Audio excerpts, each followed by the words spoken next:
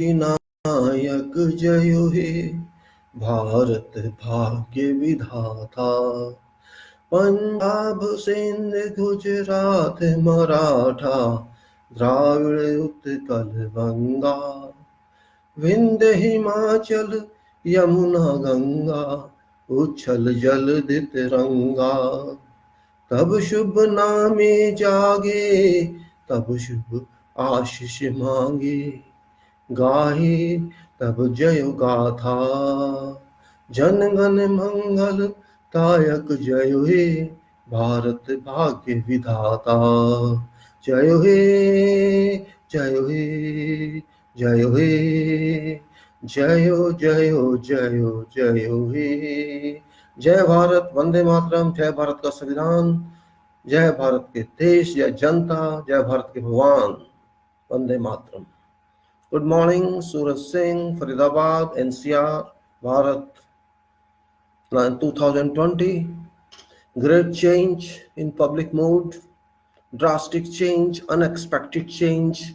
I think change sent directly by superpower God, who I think wants to change future of this country from darkness to light, which I think this revolution, unexpected revolution, undertaken by people of this country, led by students, youth, and women folk of this country, which is great, salutable. All women are saluted, all youth are saluted, all students are saluted, who have done which our people could not do for 70 years. Political parties failed, governments failed, public failed, but 2020 has brought a new light, new sun ray to this country, and which is very good development. It may be called by government by any name, it may be called by television channels by any name, but it is going to bring a change for better future, change for best. 1947 brought us freedom from British, and this was based on hard work done by our freedom fighters and public from or since 1987 to 1947. Lakhs of freedom fighters were born, laid their lives for this nation. Women, men, kids, all classes of society, and post 47 till 2020 we have enjoyed fruit of freedom. Fruit of freedom in form that we got our own control on our nation, Bharat, India. We enjoyed this control. We did not value what difficulties we faced to get all this freedom. We forgot all that, because when you have something in your hand, you don't value that. It happened. Up to 2019-2020, we just remained as normal, enjoying life. We forget this life was given to us by someone else and not by our own acts. Our forefathers provided us this benefit, but we just underscored this, underestimated this, and we thought that we have this basically, but it did not work. We got Constitution, very great document, which declare ourselves that we are sovereign, socialist, secular, democratic republic, per preamble and per structure of Constitution, which say we people of this country, having solemnly resolved to constitute India, Bharat, into a sovereign, socialist, secular, democratic republic nation, so as to secure to its people justice, equality, and liberty, to create brotherhood, fraternity among all people with individual dignity, and to take this nation to highest levels, which was declared on 26th November 1949 and finally commissioned on 26 January 1950, first Republic Day of this country, and now it is 2020. Next Republic Day is coming of 2020 Republic Day, but we are not waiting for the Republic Day of 2020. Already people have started celebrating it in form of highest powerful revolution of 2019-2020 that has warned government, warned all institutions, that come to tracks, come to points, don't waste time. We want something according to Constitution, and you cannot ignore us. That is big thing. That is related to preambles, which claims, which mandates that you would get based on 5 principles, which are, again I'm telling you, SSDR, which is sovereign, socialist, secular, democratic republic, and result is, guarantee is to get justice, equality, and liberty. If you don't get these three guaranteed principles, guaranteed authorities, guaranteed benefits, guaranteed rights of justice, equality, and liberty, we fail somewhere, and of course Constitution fails somewhere if people, poorest of poor, lowest of lowest, cannot get this, which we have a duty to provide them. And according to Constitution 51A article, fundamental duties, everybody is bound to perform these duties irrespective to what position one has got in. All institutions are bound, every person is bound, every officer is bound, every level is, every authority is bound, every institution is bound by that duty. And unfortunately it is, if they do not conduct this as happened, government has failed, state has failed, institutions have failed to deliver that duty, that deliver that job to people of this country. And people had been sleeping, unfortunately, for decades. They forgot that they were free, or they thought that they were free forever.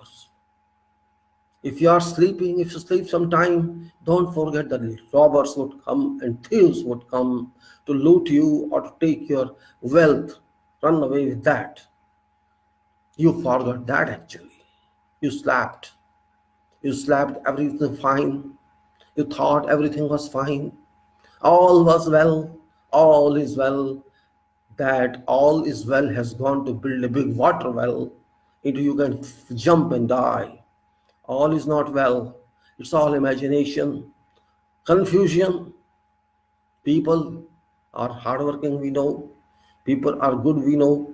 People can never be bad. It is circumstances that change their mood, their mind, their acts. Our people, of course, haven't struggled. This generation and last generation did not struggle to an extent. It was required to struggle before that. People had struggled in circumstances, environment which was conducive, which are not becoming one for society. But now we have different status. We are moving forward in a way that we can touch our destination, we can reach our destination, but we have to define what destination is. Destination is that we should prove to the world that we are best, or we are a reliable country. We are a nation of reliable people. We are a nation of reliable minds. We are a nation where we can be trusted by the world, and we can advance ourselves to heights that our fundamental duties mandate, that we have to push this nation up and up and up to new heights based on scientific principles, based on engineering principles, and based on realities of life, not fake imaginations that we trusted in. It's our home, it's our nation, our country. It's not foreign country for us. We have to die in this country. We are born in this country. We own this country. We are responsible for this country. But what is happening is actually baseless. What's happening now has no foundation to rely upon, has no bearing capacity, has no strength. What's happening? Government thinks it's powerful, while it's not. Constitution does give mandate to government to be exclusively powerful, because its mandate is, this mandate is given by people of this country according to the Constitution of this country. And Constitution is a very big document for students, for youth, and for those who have not gone through this. It was duty of all to know this document in 1950 itself. But howsoever, it could not happen due to lack of education, lack of reading value, lack of trust in documents, and depending upon hearsay. Our habit was, we used to accept what others used to say to us. It happened because we were not very well educated in those days, so it was not our fault, it was our character lack. We were not used to studies. Well, that is excusable. I can accept that, you can accept that. Well, it was time. It was independence period, 1947 onwards, 50 onwards, 60 onwards, 70 onwards, but after that, 3 decades passed. We could not get people educated one. We couldn't get them educated. Why? Why did we fail not to get them education? What was our problem? Okay, that was the problem. Now, what's the state now? Now, at least we should know that. I'm really happy for those young people in this country who constitute power. Youth of this country, student of this country, active people of this country between age of 20 to 40 years. They are really wealth of our nation. We should rely upon them. They are brilliant, they are energetic, they have minds, they have calibers, they can do whatever they want if they intend so to do, they plan. But still, they have education, they have certificates, yet I am happy to see that certain people, they are carrying constitution book with them and interested to know it. It's very nice. It's very good development that at least now in 2020 people are interested to read constitution. They have known now what is preamble, yet preamble is not enough to know. They are interested to read in, and that is very important one for me. Constitution is a book, of course, you should read it, understand it, but it is very long document for purpose of reading and understanding. It takes time. But important point is everybody should know at least what is applicable to that one, that person, to common person. Yes, you have gone through preambles, that's very nice. You should go to chapters. Which chapters are there? There are so many chapters. I will just brief you what these chapters are just for purpose of information. Many times I have done it, yet I will do it again because it relates to you. So there is part one, which is union and its territories. If you leave preambles and go further inside, you will find part one, which is union and its territories, and which gives so many, you can say it gives name of this country, then various other aspects, it gives what are states, etc., etc. Then part two is citizenship. What is citizenship? It's defined, provisions are available. You can go through how citizenship is granted or assumed as part two. And if you go to part three, you will find fundamental rights. That is for you all, you know, fundamental rights, which are general rights to equality, etc., etc. Opportunity, equality, all is there. Right to freedom, then right against exploitation, right to freedom of religion and cultural and educational rights. Then it is, you can say, saving of certain rights and rights to constitutional remedies. Then part four is there, is a directive principle of state policy, which are not mandatory, part four. Then you go to part 4A, which is fundamental duties, and that's Article 51A that I was talking to you, fundamental duties which are very important and must be accepted by every citizen. You can read that 51A every day. I talk and I post also on text part of my video. You can see there fundamental duties and preambles already posted there, along with national anthem and Vandematram. Later the part 5, which is union. What is union? It defines executive, what is president, what is prime minister, what is council, all that is defined there. Then if you go to then further one, you will find then council of ministers in the same chapter, then conduct of government, all that is there, various chapters in that part. And if you go further one, you will find that it is, there are various chapters in same one. And if you go to further part 6, that is states, it defines what is states, what is definition, what is executive, council of ministers, etc. It is there. If you go to next one, that is chapter 5. Chapter is there in the part I'm looking for. Part yes, it's part chapter 6. Part 7, that is states in part B of first schedule. Then part 7 itself is, part 8 itself is under union territories. What are union territories? Then panchayats, you can say what are panchayats, and you can say after that part 9A, that is municipalities, and then part 10 schedule and tribal areas, then part 11 relations between union and states. This is there. And after that, if you go to part 12, that is finance, property, contracts and suits is there. And after that, part 12, trade, commerce and intercourse within territory of India. Then services under union and states, part 14. This way, part 16, 15, 14a is tribunals. Then part 15 is elections.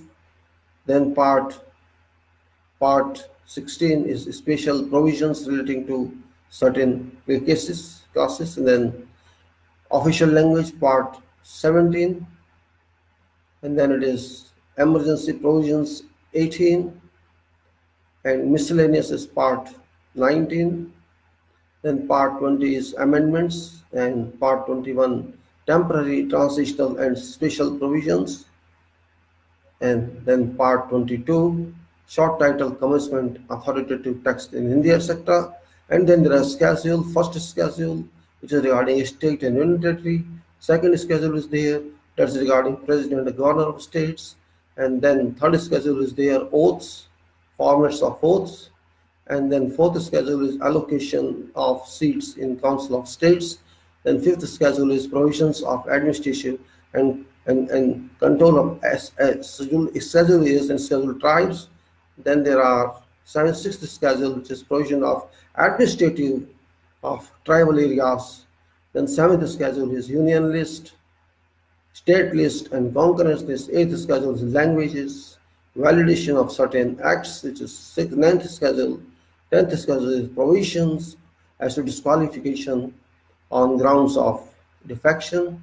11th schedule is powers, authority and responsibilities of panchayats. And 12th schedule is municipalities, and then appendixes are there.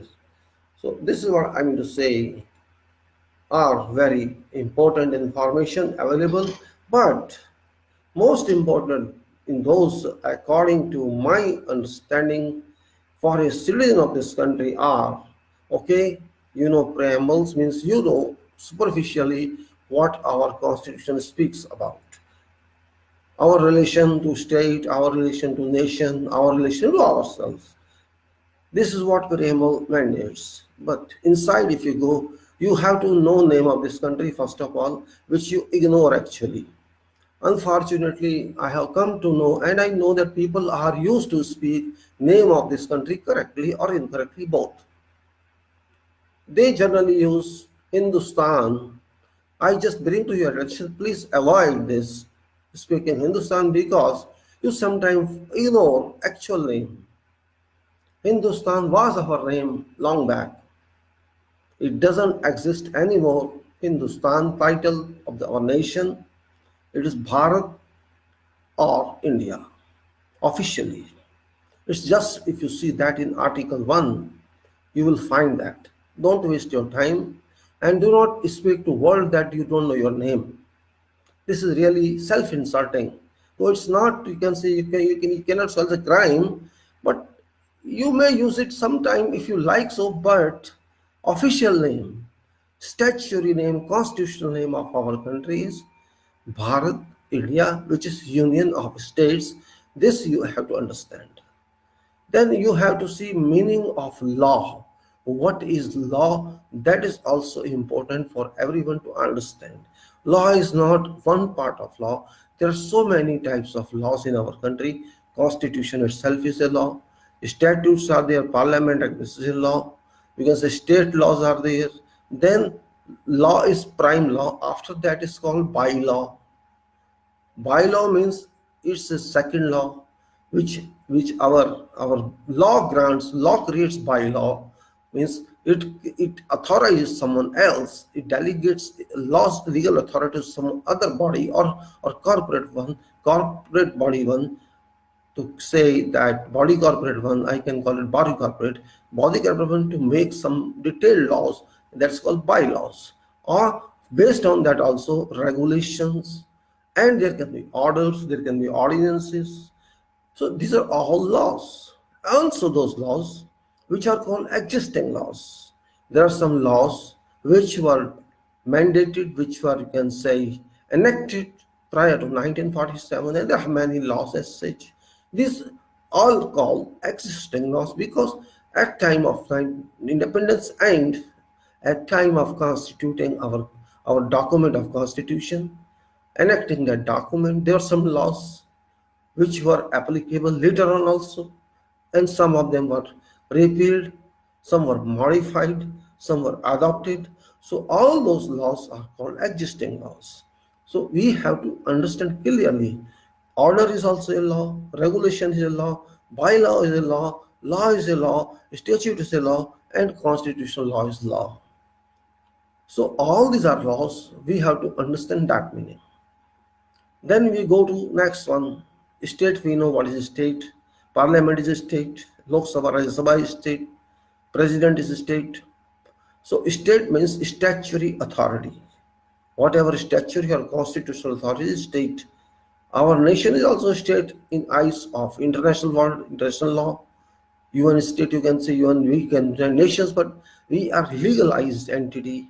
That's why it's called state, and all are states in the world. Then if you go, what else is required? Fundamental rights, you should know, you all know. Fundamental rights are the expression, right of expression, free speech, education, profession. All that means you know very well. Then you know directive principles. Directive principles are not that important currently because those principles, directive means we have to apply our efforts to achieve those requirements which are mentioned there, but those are not imposed one. It depends upon time to time how we can use them. So fundamental right, what is state? These are very important to understand for every one of us. These are not very difficult. You just read them and understand them. Then how there's Article 32. Means there are where you can say PIL file. PIL means Supreme Court's right or some other rights in High Court where you can raise some issue in public interest. So these are important for you. Then you go to further chapter that's regarding union. What is union? Union government, we call it. Union means central government, sometimes say headed by president of this country. Important point is there that you have to understand, after all, what is real executive, practical or functional executive, that is Council of Ministers, which supports presidents, which is, you can say, a direct supporting management to president of this country, who is real head of, who is a government head of our country. This we have to understand. Don't worry about whole document of constitution. You have to understand what is prime minister of this country, because prime minister is not well defined in our constitution. It is simply defined. Simply defined means, in the sense, you can say, if you go to article 74 Article 74 in under union government, you shall find there shall be a council of ministers. Simple is written, there shall be a council of ministers at head of which, or you can say they are headed by, or you can say prime minister is located at head of council of ministers. This is definition. There shall be a council of ministers, head of which is prime minister. This means prime minister includes council of ministers and council of ministers include prime minister. This is the meaning of that. There is no separate definition of prime minister of this country. This is our law and constitution. Means prime minister is not in separate chapter. Independently, prime minister is not an institution. Institution is president. Prime minister is a secondary institution because you can say a kind of working institution, executive institution, but head institution is president. And then we have to understand what is parliament as well, which is defined clearly. We have Parliament House, that is a building, but what is parliament? Parliament is simply defined house of people, that is Lok Sabha, and upper house, that is Rajya Sabha. If sum up these two and some president of ours, that is Lok Sabha plus Rajya Sabha plus president equal to parliament. That is definition in our constitution. So parliament is not simply houses, it includes president of this country, LS plus RS plus POI equal to Parliament. This, I think you're educated, yet it's refreshing information. It's not very big one. Then there are oath formats, and this format, that format. These are formal. I just want to tell you basics of Constitution. What? Because I'm not expert of Constitution. I'm also not expert of this. I'm just telling you based on my understanding what I could understand from this Constitution practically as well as theoretically. Then you'll find judicial definition, what is judiciary, what are ministries, all that. These are functional one, not very important. Important is parliament. Because you are directly related to Lok Sabha as a citizen of this country. You are related to Lok Sabha, which is house, you can say public house. In fact, it's a real public house. The public is not there, but it is public house.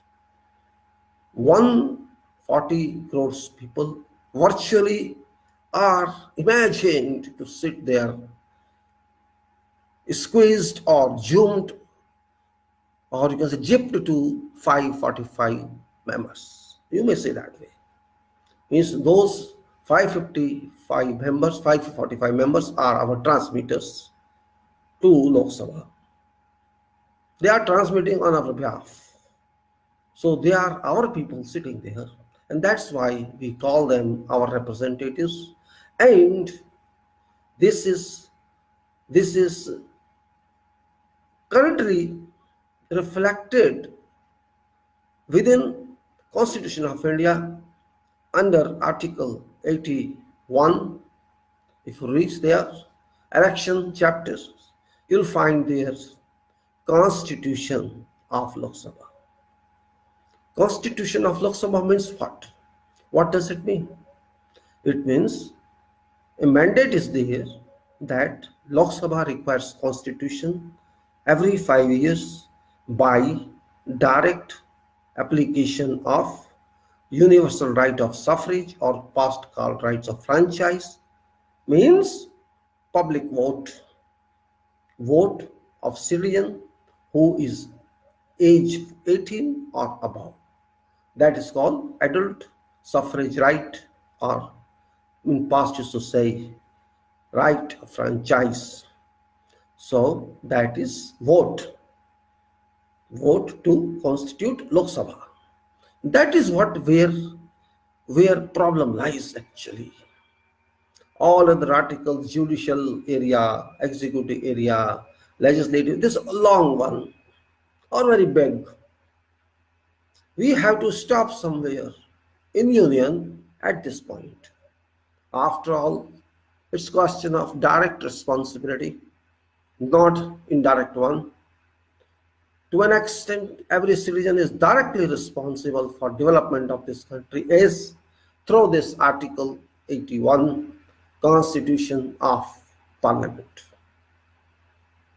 You have to constitute Parliament, a part of which is Lok Sabha, is your duty, your responsibility, your obligation, which we could not understand till now. In fact, we may be educated one or non-educated one. We failed to understand this point. Our direction was deviated by political leaders, whom I am calling political leaders only for purpose of explanation. I do not consider them political leaders because there is no chapter in Constitution which mandates definition of political leaders. No politics and no leaders are available in Constitution. You are leader of your own. Every citizen is a leader of its future in groups or individuality. So this article you must read, that is 81. If you understand this article, it shall be very nice in interest of this nation. Everybody should understand it by reading, by analyzing, and not by accepting what others say. Read it carefully and read also 74 as explained to understand meaning of Prime Minister, which is not that powerful as we have made that position powerful. That position is only assistive and advisory. Working power, final power lies with President of this country, which draws its power from Constitution, And we have to know Article 81 for our remedy. We have caused mistakes in last 14 elections, which mistakes we have to avoid in future. And this is all related to duties and responsibilities, because these representatives whom we elect are not final authorities. They are our representatives, means our deputies, and we must own what they do. You understand what I mean to say? I am saying we have to own what they do. This means whatever they do, they are having immunity from those actions, whether right or wrong. But we are going to suffer or be happy with what they do. That depends upon their performance. All members, how do they perform? That's a question. But also, another question, what they have to do? That is a question mark. Do we understand what they have to do? Or do they understand what they have to do? Yes, it is given in listed form. We know that there are lists in our schedules. There are lists which are union list, which is state list, and concurrent list. These lists are included on schedules in Constitution. You can read that. These lists clearly, you can say, define what subjects can be undertaken, what areas can be undertaken under scope of Parliament, under scope of states, and under common scope. This is defined in these lists. Entries are there. You can go through that and you will understand which areas can be taken by Parliament for legislation, which can be taken by state governments for legislation, or assemblies, you can say, not government. Assembly, state assembly can legislate, and which can be taken by both by Parliament or by state legislatures. That's called concurrent list. And if there is a law which Parliament has enacted on concurrent basis, and state law shall automatically go down, this is natural principle. So these three lists must be very well understood, because these create job responsibilities for MPs as well as for MLAs. And then there are other explanations regarding panchayats, what responsibilities panchayats do have and what responsibilities municipalities do have. Those are all listed. We must understand them also. These are parts of direct link to public of this country. And there are other institutions defined. For example, CAG is there, Election Commission is there. What Election Commission has to do, you can read that. And also Attorney General or judges and all that. It's all prescribed in this. This is main link to public. Because once we understand what we are, then we can act accordingly. We missed all this in last decades because we did not value our constitution. But since now a time has come where constitution is being talked of everywhere, even people are carrying these books with them to read further. Yes, but you should first read that part which is directly applicable to you, and that is all this. Because elections happen all time. People vote, but people are not sure about elections because they do not know what to vote for. You have main three categories, three layers of direct vote.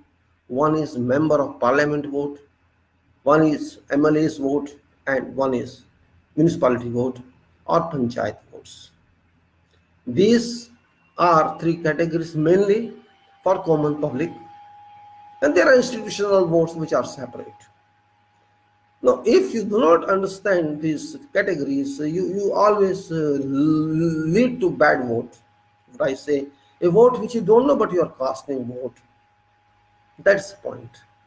I have seen people do not understand what is duty of MP, what is duty of MLA, and what is duty of municipal person. But they are voting. Well, it's not their fault. It's lack of education, lack of information, lack of awareness, I can say. People are not aware of what they are doing, and this debit or credit goes to ourselves. We are responsible for that. Maybe our education system is effective, or we are not aware. We don't know that. Oh, what I have to do with this? I will because oh, I am not related. I just vote and come back, and that's my duty. But that is not your duty just to vote. No, that's only a part of your duty. Your duty is first to understand vote. If you don't understand that, then vote has got no meaning. Just voting is a physical exercise. Oh, I am going to cast my vote. That is physical exercise without application of your mind. Mind should be applied for voting. That's very important.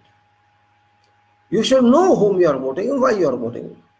So far, voting was meant only for political parties. Oh, I have to vote to political parties, or I have to vote for certain political leaders. Remember one thing, don't forget, this is very important from practical angle, that whoever we are appointing at whatever level, directly or indirectly, we are spending money on them. We are spending our hard-earned money on them. There are many people. If you just count 550, say, member of parliament, Lok Sabha, 250, say, member of Rajya Sabha, then council of ministers, then assemblies, which are say 5,500 approximately MLAs, and then how many municipalities? You can say thousands, and panchayats. Just think how much money we are spending on them. And what for we are spending? For them to enjoy, for them to have luxurious life, or for them to serve us. Just imagine. You may be paying rupee 1 for something, but you must get return of that. You have to consider, are you getting return from these people who are your representatives at every level? Are they delivering to you what is required? If they are not delivering you, what for you are giving your money to them? This is a question mark. We are not doing charity to them. They are required to work for us. And if they are not able to work for us, what's the purpose of voting? That's the, it's not simply vote is duty. Yes, vote is duty, but rightly. You have to do this duty with understanding. Vote cannot be thrown. It was thrown, yes, we threw this in past because we thought it does like this. It does like this. You thought that. No, that's wrong. When you go to buy even vegetable or something in market, you inquire about that. You see its quality. You see it's fresh or not. You ensure that this is not very expensive, and then you buy that and preserve this. So what is vote and what is a representative?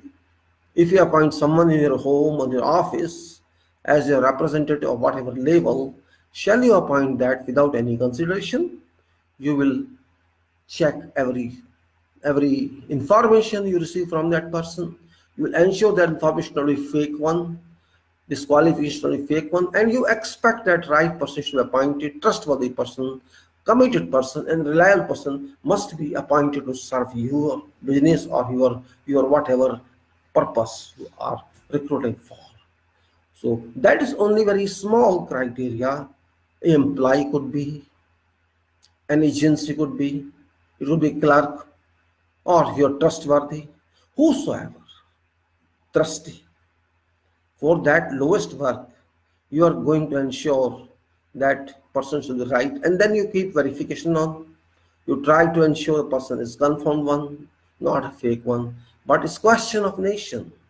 It's question of whole public. It's question of national and international level that you need some good reliable representatives.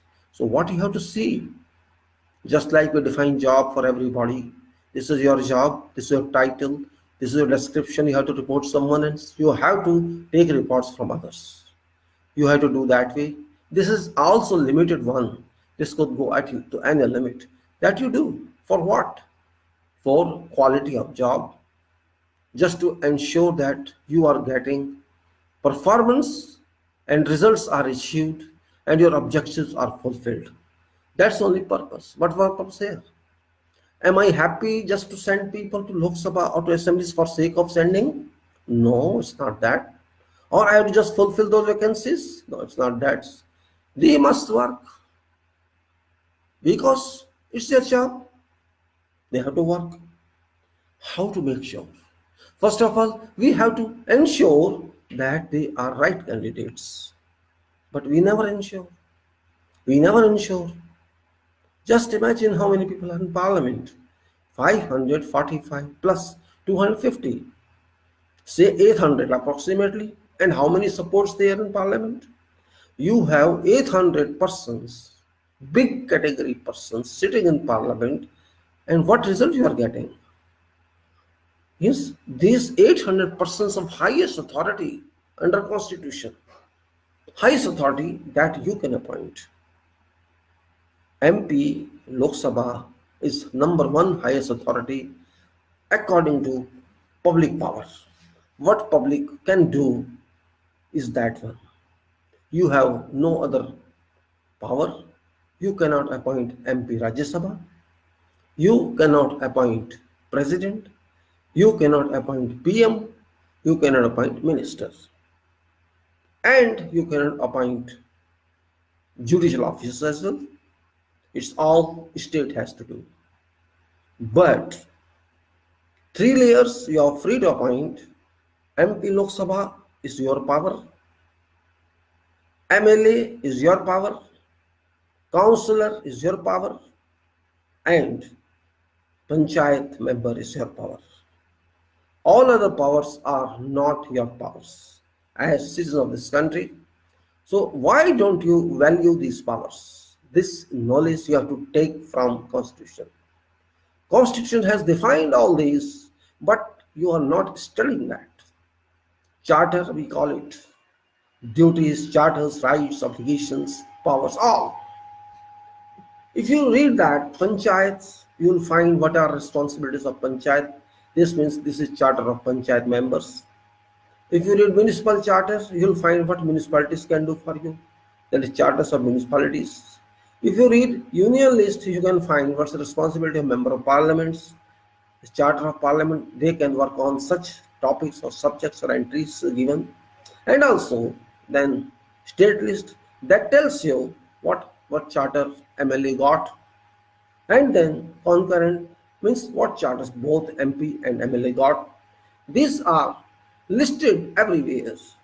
So this means our people, our proposals, our representatives must be aware, and not aware they do this. When you go to parliament, and if you don't know this, you don't know what you have to do, means you will just add voice to voice. Are you only going to sit there as a yes man? Or are you going to sit there just for purpose sitting? I don't think that. If you do not know what you have to do, why you should be appointed? Okay, you are appointed in this case through elections, not through interview or through examination.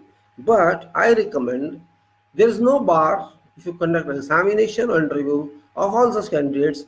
Constitution does not bar it. So it's free. In this case, it is charter of citizen to make sure that proposed candidates is well qualified, well eligible according to your requirement. He can be examined and it can be interviewed. Why not? After all, its biggest power that we are going to appoint through elections. So this is what I say. If you are going to study Constitution, just to know what there lies in, these are points that are directly linked to you. If you do this, I think you will serve this country. Understand, these days quality criteria is very significant.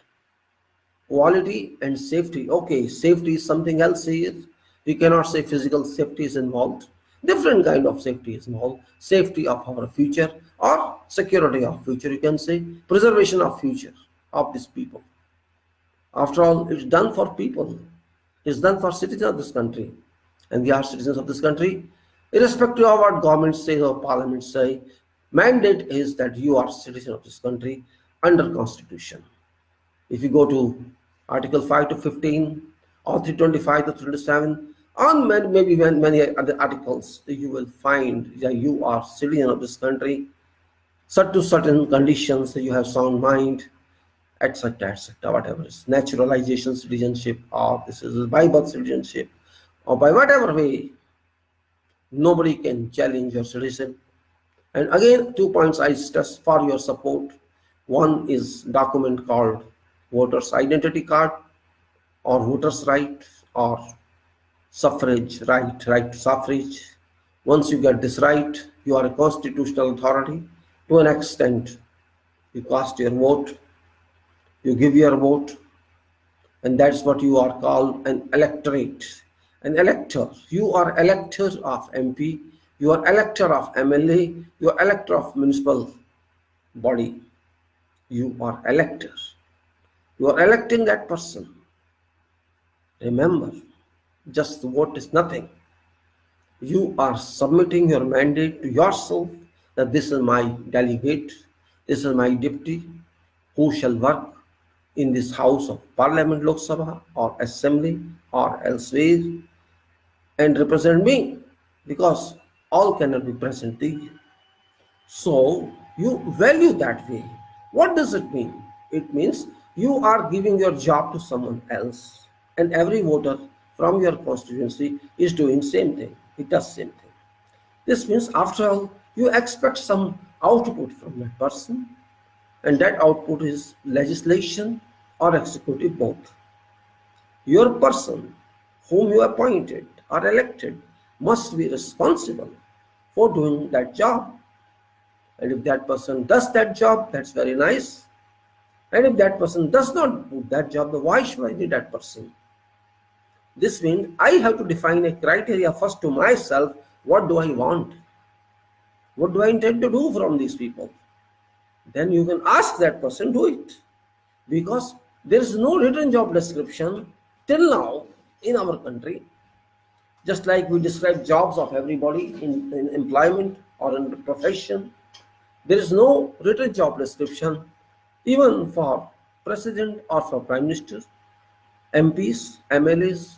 Job descriptions do not exist, and this is, you can say, a defect somewhere. I consider this as a defect, though it may not be a defect, because these are very high position people. They can define their jobs themselves, but public also has a duty to define their jobs. So you define their jobs within yourself. If there's no such act or law, you can force government to state to break a law as such. Define job descriptions, define jobs, what MLA has to do, what MP has to do, what municipal council has to do. You can define that. And if there is no such definition, you assume yourself. What's wrong with that?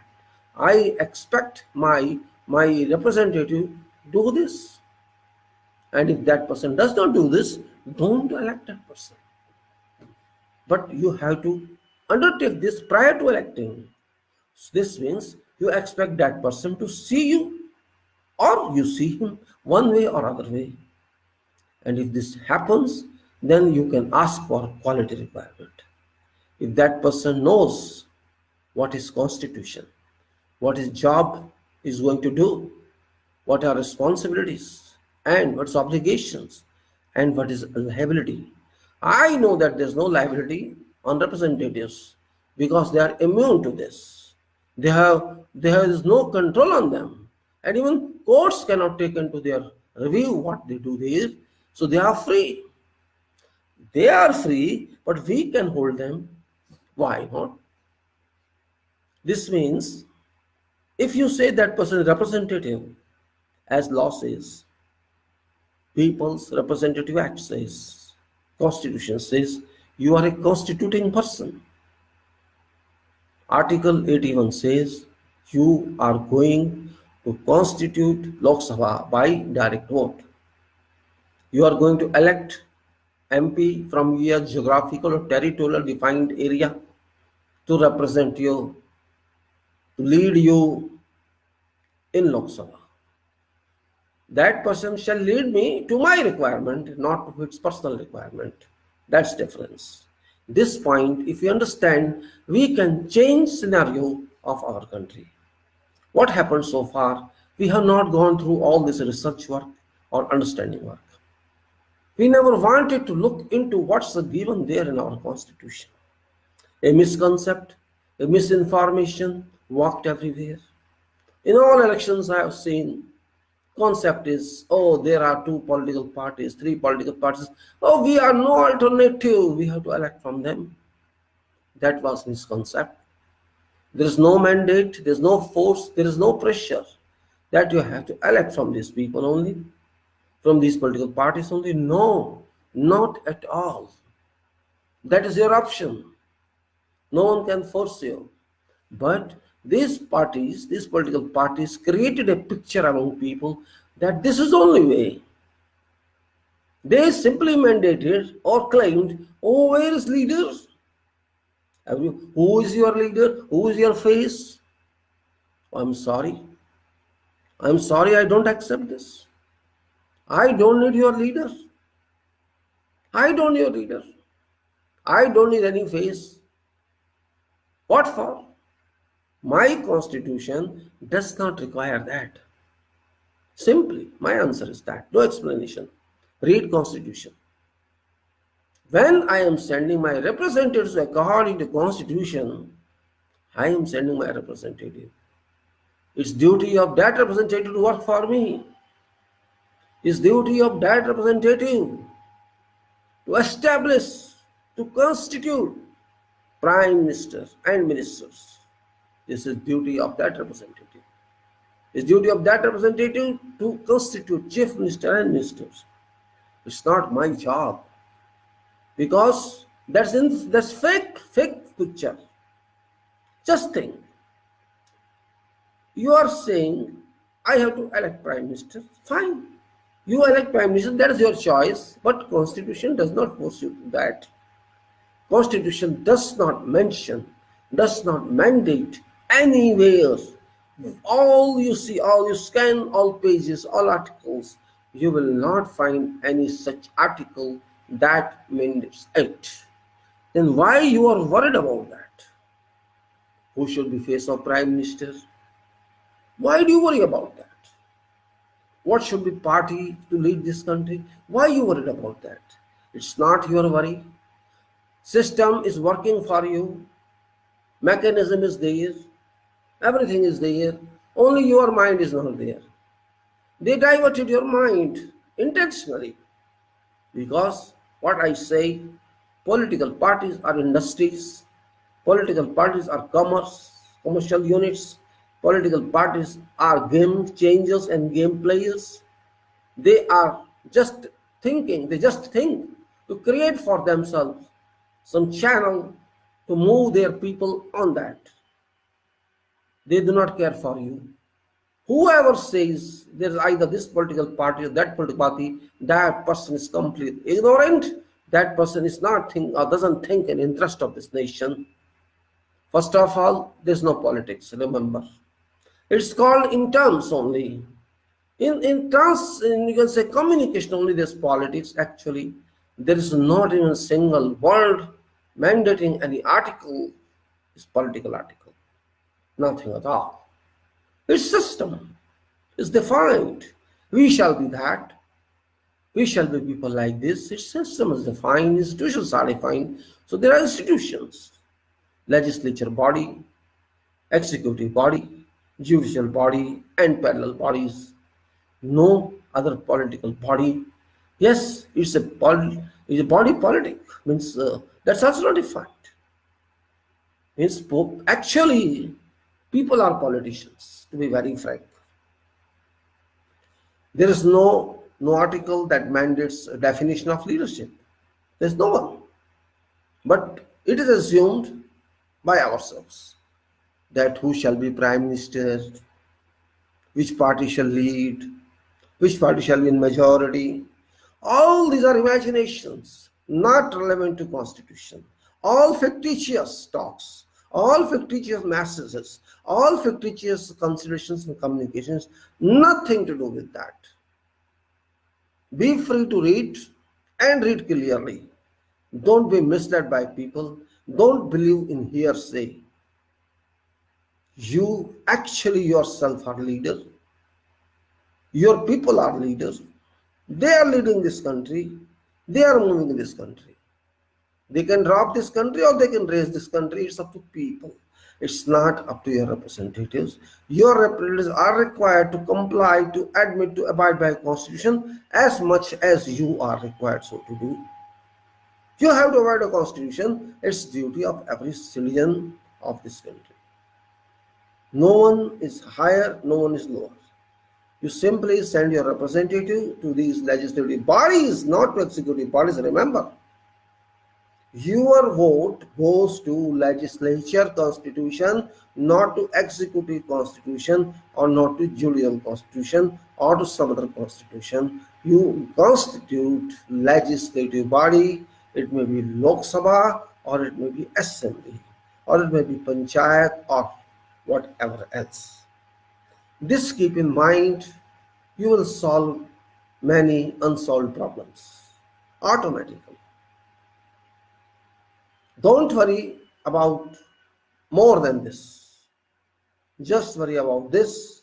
I think you'll find there is a sheer change, drastic change in our political scenario. We call it political because it's political scenario, our scenario, public scenario, or national scenario, not Lok Sabha scenario or Rajya Sabha scenario.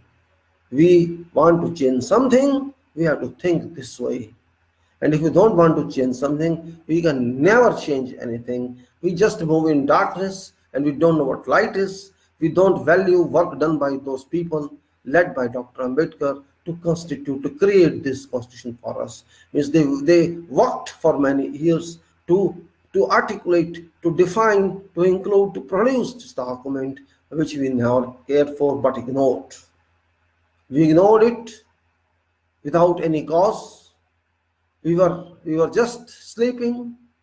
We still sleep, unfortunately, because everybody likes sleeping. But during sleep, you miss a lot, you think. You sleep a lot means you cannot have time for studies. You cannot have time for comfortable work. You are late, you get up late, you feel nervous. Oh, I have lost time. I have to do fast, do everything act fast. Same thing you are doing now. Our union people know very well that people are defective, people don't take interest in all this, and that's why they just ignore you. And they themselves have not gone through every act, every article of constitution, and that's also problematic, and I can say hopeless situation, I can say. Hopeless situation.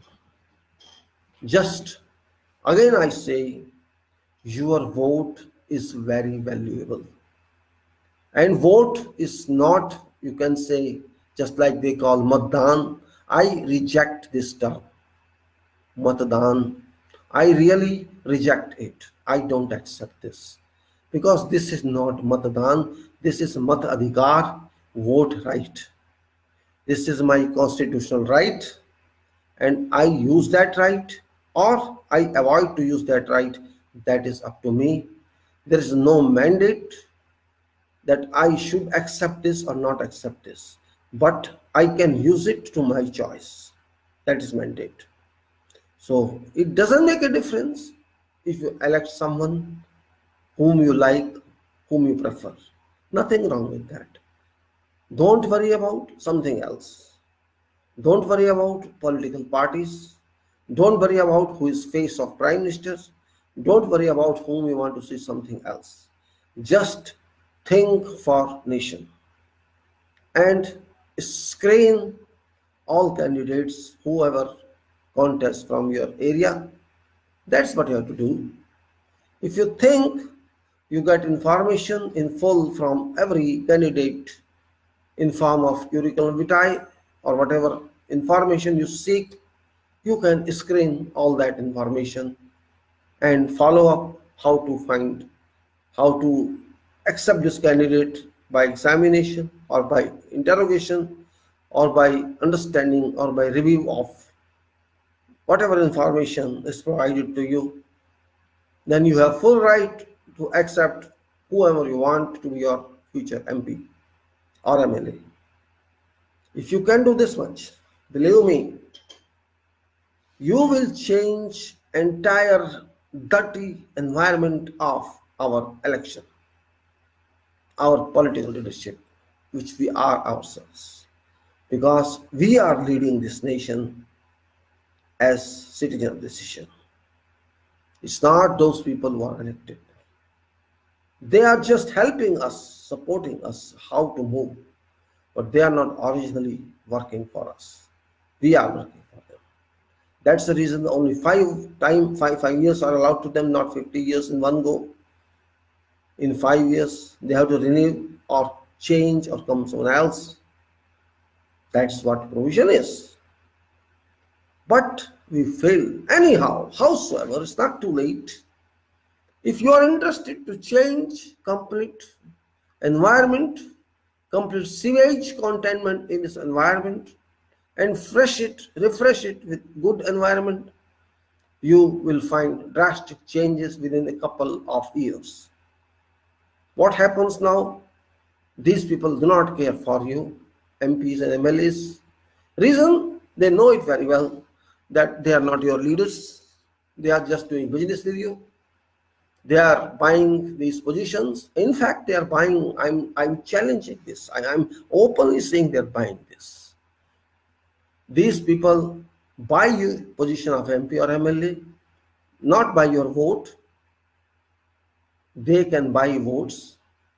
They can purchase these candidatures, and then spending money in elections, they can loot you, your vote. That's what they are doing. Clearly speaking, they are not winning these seats, they are buying these seats, and you are giving them without any attention, without any raising questions to yourself. What for? I am voting to this candidate. And this is where our defect lies, our deficiency lies. You are voting to someone, but you think you are voting to someone else. If you think, I want to see face of Prime Minister and I vote, you are not voting to Prime Minister, you are voting to candidate ultimately. But you think you are voting to Prime Minister. Or you think you are voting to some political party. Yes, because there is a symbol of that one, you are voting to that. Without knowing what is that. Or because you are aligned to that political party by soul. Because there are people I have seen, oh, I cannot go against this political party, this is my blood. Okay, gentlemen, this is blood, but nation is in blood also. Don't forget that. No, it's like religion. We cannot go against this party or that party. That is our religion like. So you cannot help such people, such mind whose mind do not work, who do not think for nation, they think for political parties or faces of some future prime minister. Those people cannot be helped. And that's what I think is called sort of Bhakt definition. Thinkless people who cannot be serious for future, those people can't be helped. Even if you explain to them 1,000 times, they won't understand. And that is real. Well, you can't help everybody. You can't help yourself also. If there are 5% to 10% people belonging to such category, who can help them? But otherwise, Constitution is with you. Constitution supports you if you understand it. Problem is, we don't understand it. And I'm happy to see now that people have come up, youth generation, students, women folk, and all people from all lives, all walks of life have started conferring, have started deliberating, or at least emotionalizing or getting emotionalized by name of Bharat Samvidhan or constitution of this country, which is very burning point these days. It's not because of CAA I'm talking or NRC. Forget all that. Forget all that. Look, CAA is nothing. NRC is nothing. Everything is nothing if you are there. My question to everyone is, this is just a game plan of this government to project CAA or NPR or NRC. These are all just game plans. Imagine If you just combine these documents, these requirements, they are calling illegal immigrants are there. Okay, they are there. We know they may be there. How many? First of all, we are just think, do not have any information. No concrete statement. How many illegal immigrants? Oh, 5 crore, 10 crore, 50 crore, 200. How many? Your answer. No answer. Your exercise has gone waste in one state. Already gone waste. No concrete results, just harassment. Do you know how much money you are going to spend on them? Have you ever worked out? When you are doing something, you should know what estimate it will cost, how much money it will cost. If you can't assess that, how can you move? You don't have money. Can you spend that? If you don't have money, how can you spend that? If you do not know what you are going to do, why do that? First, think on that. Don't act like foolish people. If you want to do something, think carefully. Work on this. Do homework. You have not done homework. How many immigrants can be? Just think with common sense. 10 lakhs, 20 lakhs, 1 crore. How many? You don't have any statistics. You don't have any survey report. Where is survey? Remember, we have 10 lakh or more armed forces. We have millions or more police people. We have many investigation agencies, or where you can say secret agencies, intelligence agencies. We don't have, we have. If they all cannot find out how many illegal migrants approximately we have, what you think you're doing? You can decide to do this vast exercise without any survey. In fact, you will do survey while conducting the exercise, which shall cost you too much. Why should I spend my money? Why should I spend my money just for doing something which I do not know? If you think you cannot handle this problem without conducting such exercise, then you are wasting time of nation. You are wasting public money. You have to adopt some other way. Those who are citizens, not necessarily they should prove it, because they are. And this is non-compromising. Okay, for record it's okay. Census is there, it has conducted every time, keep it, and that's it. And you are condemning in your nonsense talk that passport is not valid for this purpose, voter card is not valid for this purpose. What is valid otherwise? Your nonsense, your ill-designed minds, your baseless talks, illogical reasons. What's right? Now, citizen is rising. Citizens are coming from sleep. They are taking bad tea. They are taking water. They will take food and mind will work. So citizen is going to ask you questions. You have to answer because you are in power of citizens. Citizens has brought you this power and you are questioning them. Yes, you have the right to question if citizen is not citizen. Just understand. If you think I am not citizen or I have to prove my citizenship, better you are a government based on pending citizenship votes. If I am not citizen, according to your mind, is my approval of citizenship pending, and I have given you provisional vote, then that vote is provisional. Destroy that vote that I submitted in your, you can say, favor. I cast my vote in your favor, and you have become government based on that vote. So first you live. If you want that there should be citizenship proof or re-citizenship, means you are saying your citizens will challenge you or you prove it. You already challenged me, why this way, that you have to prove, then you have You have to be clean. You come, go now, leave this position, come back again when you get votes from those people who are authentic or who are legal voters. Don't I don't accept you in this way. You're not my prime minister, or you're my minister, or you're my MP, because I didn't vote you. And whatever voted, that was by, you can say, unauthorized citizen. So your vote is unauthorized, therefore it's not valid. That is a citizen's consideration. That's citizen's mind. I'm just speaking that way. I don't recognize you if you don't recognize me. You are challenging me. It's a big challenge, actually. It's a very big challenge. I'm being challenged. I'm a citizen. I have to prove that.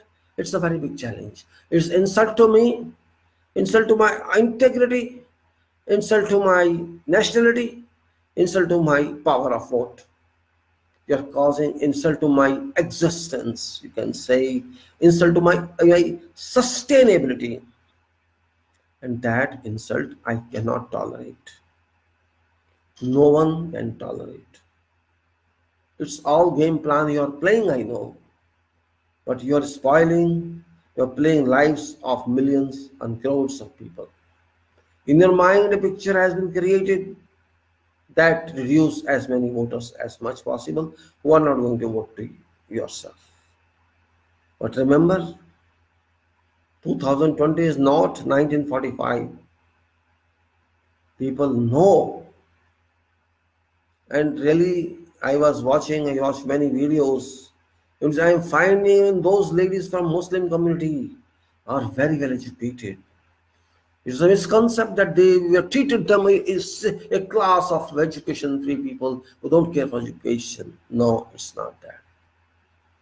They are very powerful, educated women folk from, of course, from all communities, but particularly from Islamic community, which were considered so far as oppressed and suppressed by men folk. But fact is differing. Fact differs.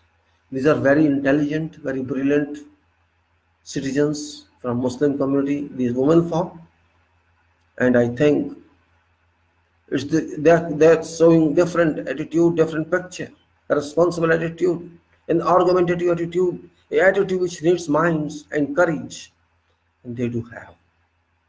So really, to be frank, I support these all Muslim women who are trying, who are doing something for this nation, who are thinking, who are exploring, who are challenging, and this activity is dynamic.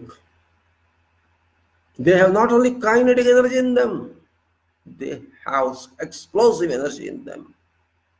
They have energy that makes you think, that forces everybody to think.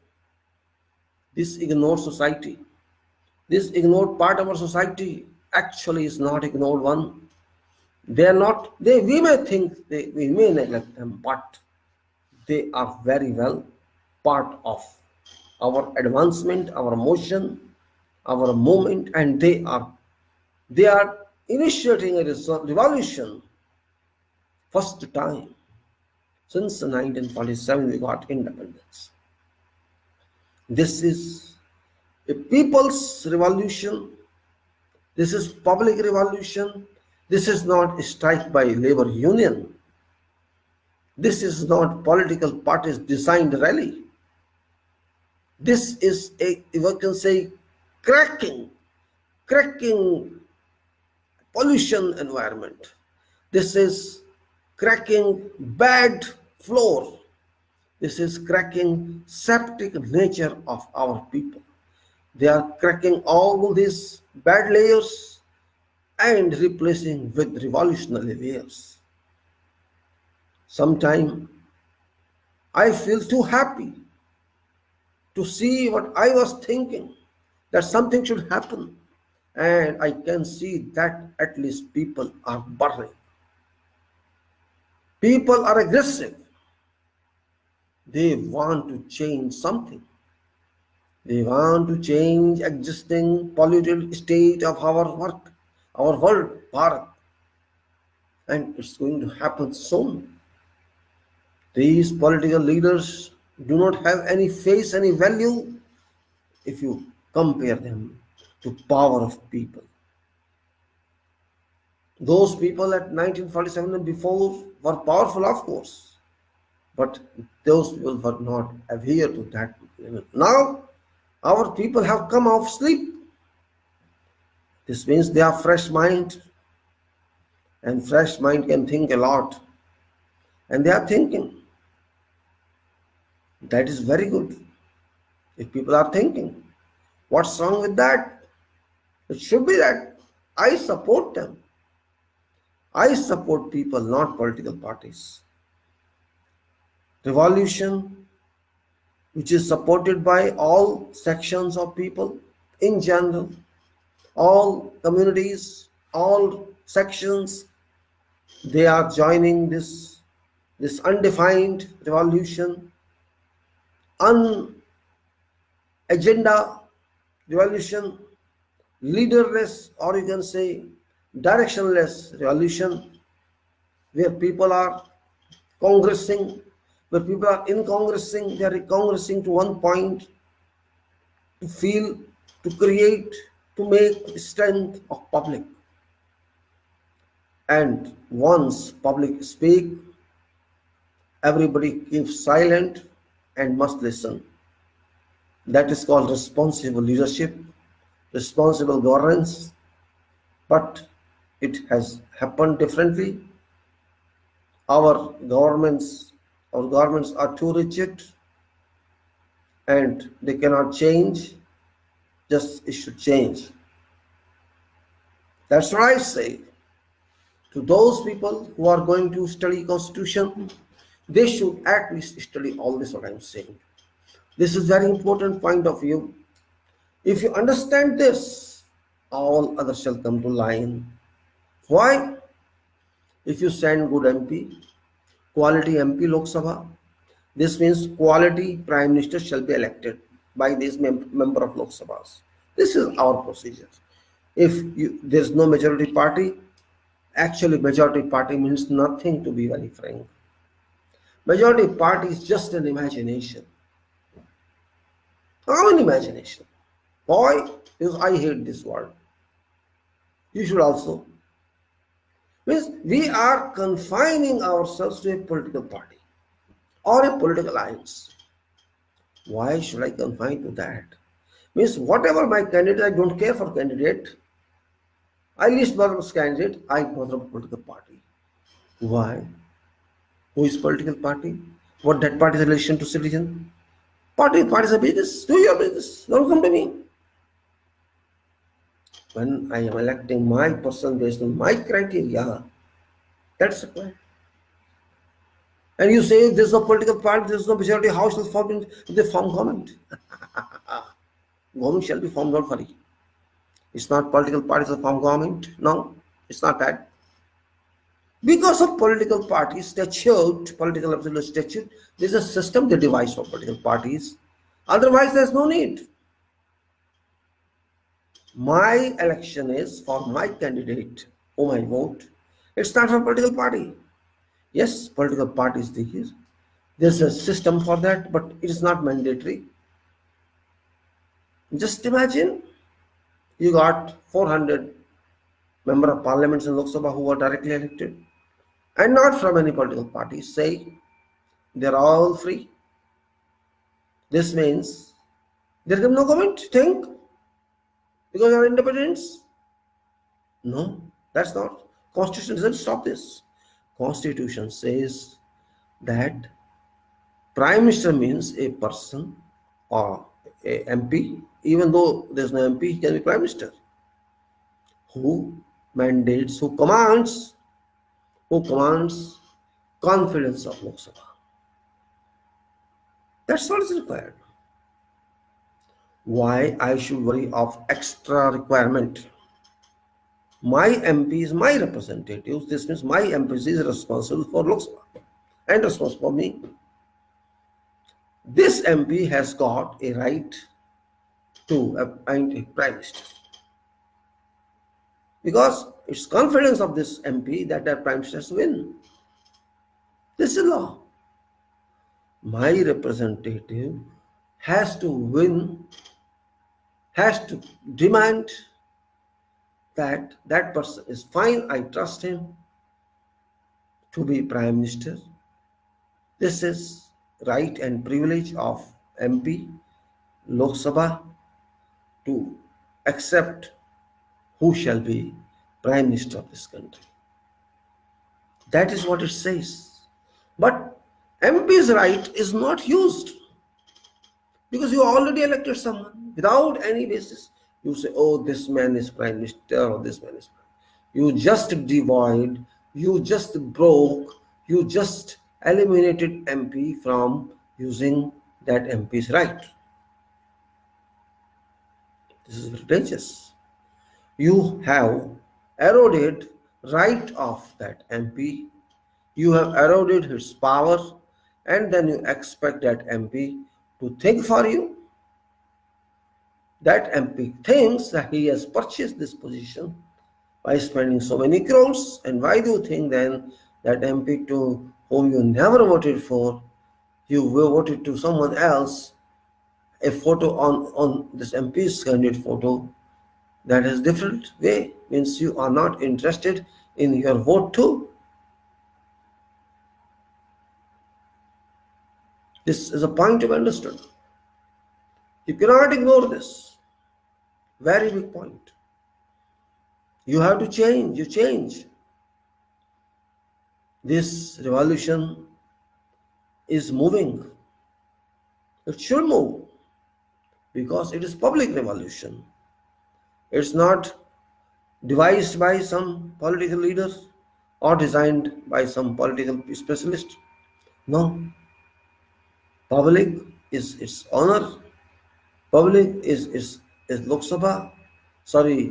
Public has to decide everything for this member, for this representative, and you should have a relation to that representative in person.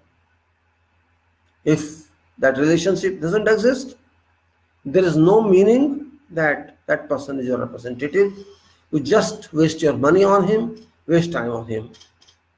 That person is lawmaker, not part of executive, but has to demand report from executive what they are doing. And those executive personnel or ministers are required to answer to this member of parliament whom I elected. But this is not happening. It's not happening because there are dynamic leaders born in this land. Those are born, and we cannot think beyond that point. Why? That person is born, we voted that person, we elect person as MP, and that person doesn't come to me, doesn't report me. I have no way to talk to him or to write to him, and that person doesn't worry about me. So where is function, where is relation of MP and citizen existing? Why don't we create relation? Why don't we constitute this usually official relation so that we can interact with each other?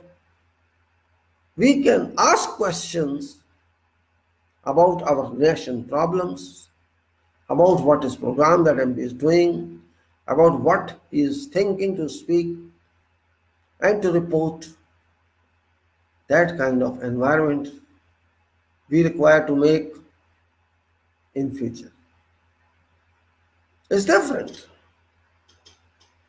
And if you think your MP is genuine, authentic, powerful, that can hold on even to PM and others, that MP is, you can say, big one, quality one. That MP can think. You have to discover such people.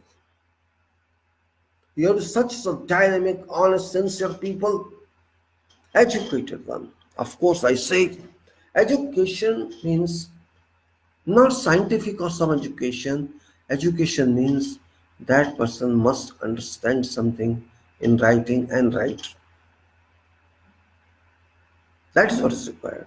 If that person understands nothing, how shall that person understand constitution and understand job? Nothing. We have to be very serious about this issue. I used to speak in past that we are sleeping society. We are not serious society. Yet I am standing to my statement. Still we are sleeping and we are not serious. There's nothing hidden about this. We know we are not serious. Why we are not serious? We have to ask ourselves. Why we are sleeping? We have to ask ourselves. You can say we are tired. What for you are tired? What you did in life, you are too tired. But you are lazy. Problem is that you are lazy society. You are not very serious because either you are too excess or you are not that talented as required. You are not talented. Or you don't care for life. You are enough with you. You are too wealthy. You don't need money. You need something else. I met one lady, great lady, who usually visit us. She is, of course, she believes in God. Well, I was just asking something about this. Are you using your FB, Facebook, or do you take some interest in nation's affairs? Of course, she has money. She has no problem in life. But she told me, I don't care about Facebook or this. I'm not interested on. You're not interested in issues. Why should I take interest in national issues? I'm not related to that one. I am happy without that. I don't care for that. Well, I was shocked. That lady is not very old. She's around 40. It's like such people we have. God gifted them with wealth. I said, why I worry about my nation? I was shocked. We have such people in our land who say, why should I worry about my country? Yes, you should not worry about your country. You should worry about you only. That's fine. I made a mistake to ask her this actually. I never expected that answer from her. I was actually interested just to tell something that please, if you are interested on Facebook, you read what I write. That was my intention. But when she said, no, I'm not interested in affairs of others or in country affairs. I am living to myself. I'm happy. Well, I think such people are, you can say, black mark on our nation, who are only self-oriented, who are not nations oriented. And I think she's not first one. There may be crores as such. There may be 10 crores as such. Who knows? 5 crores, 10 crores, 15 crores. Selfish people, self-oriented people. You may be very good person for poor. Doesn't mean you are very nice if you don't think for your nation. So I was really very unhappy with her answer. Well, it's not in my control. I'm just referring to you what people think. This was our culture. Everybody actually used to think that, oh, why I have to take from this? What do you have to take from this? Why are you talking all this political stupidity? Why are you discussing? Why are you arguing all this? Why are you fighting with someone? It's not personal fighting. It's opinion creation. If I want to discuss something with you regarding my country or other country, is a waste of time thing. Don't you talk of your family issues and your family? If you think those issues are not family issues, why do you talk about those? Because there you are impacted upon. Your respect is at regard, your respect at or stake, and you are just want to see your family happy. If you want to see your family happy or your relative happy, that's fine. That's one part of your life. But your country is also your family. And if you do not accept this fact, then I have no answer because it is your approach. What culture you have been given, what qualities you have been endowed with, what quality of thinking you have, what way you can live. It's your judge. But I am not my own judge. I am my judge because of these people. No one is independent here. No one. Everybody is in some way dependent on others. Otherwise, you cannot survive. If you are living something, you are having some cloth, some food, you are getting from someone. Then you are eating food. You are not directly making everything for your existence. Hundreds of people respond around you. You are buying, you are eating, you are drinking, you are wearing clothes. Everywhere somebody is involved. Only power you have got money. It's exchange for all this, but money is for purpose of material and expenses, not for everything. So our information about this constitution is that do not slacken your imagination. Do not think that you are different. Do not think you are different. Even if you are rich, somewhere directly or indirectly, you are attached to people of this country. That your mind should accept, your conscience should accept. If you cannot accept that, you are causing harm to yourself.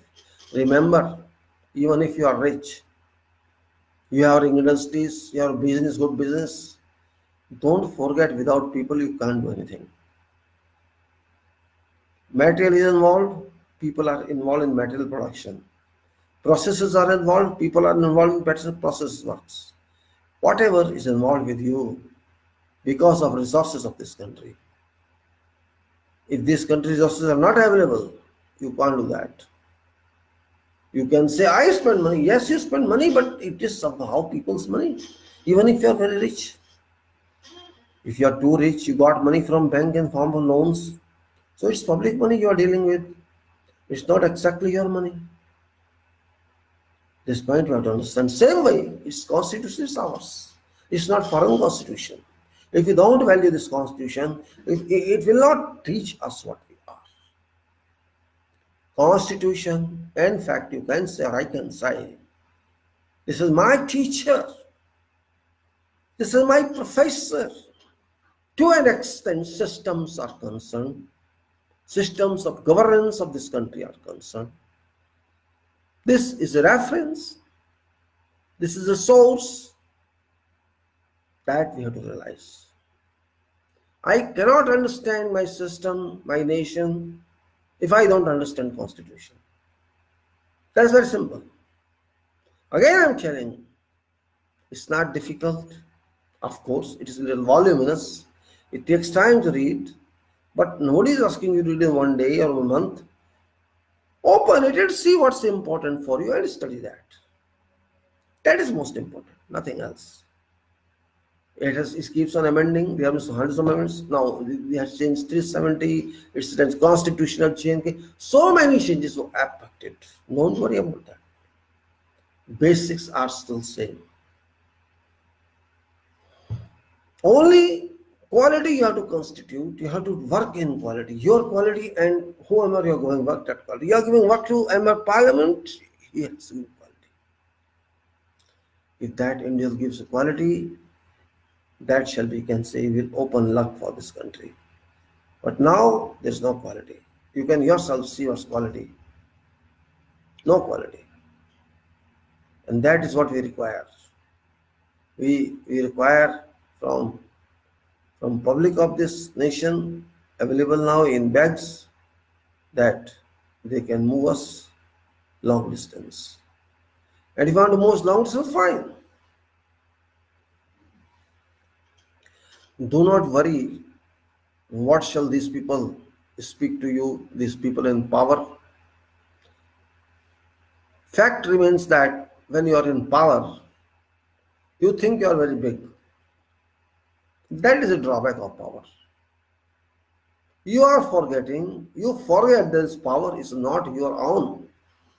This power is not your earning. This is not from your hard work. This power was given you with express trust. That trust you have to maintain. That trust involves responsibilities. You promise something to someone, and those responsibilities must be realized.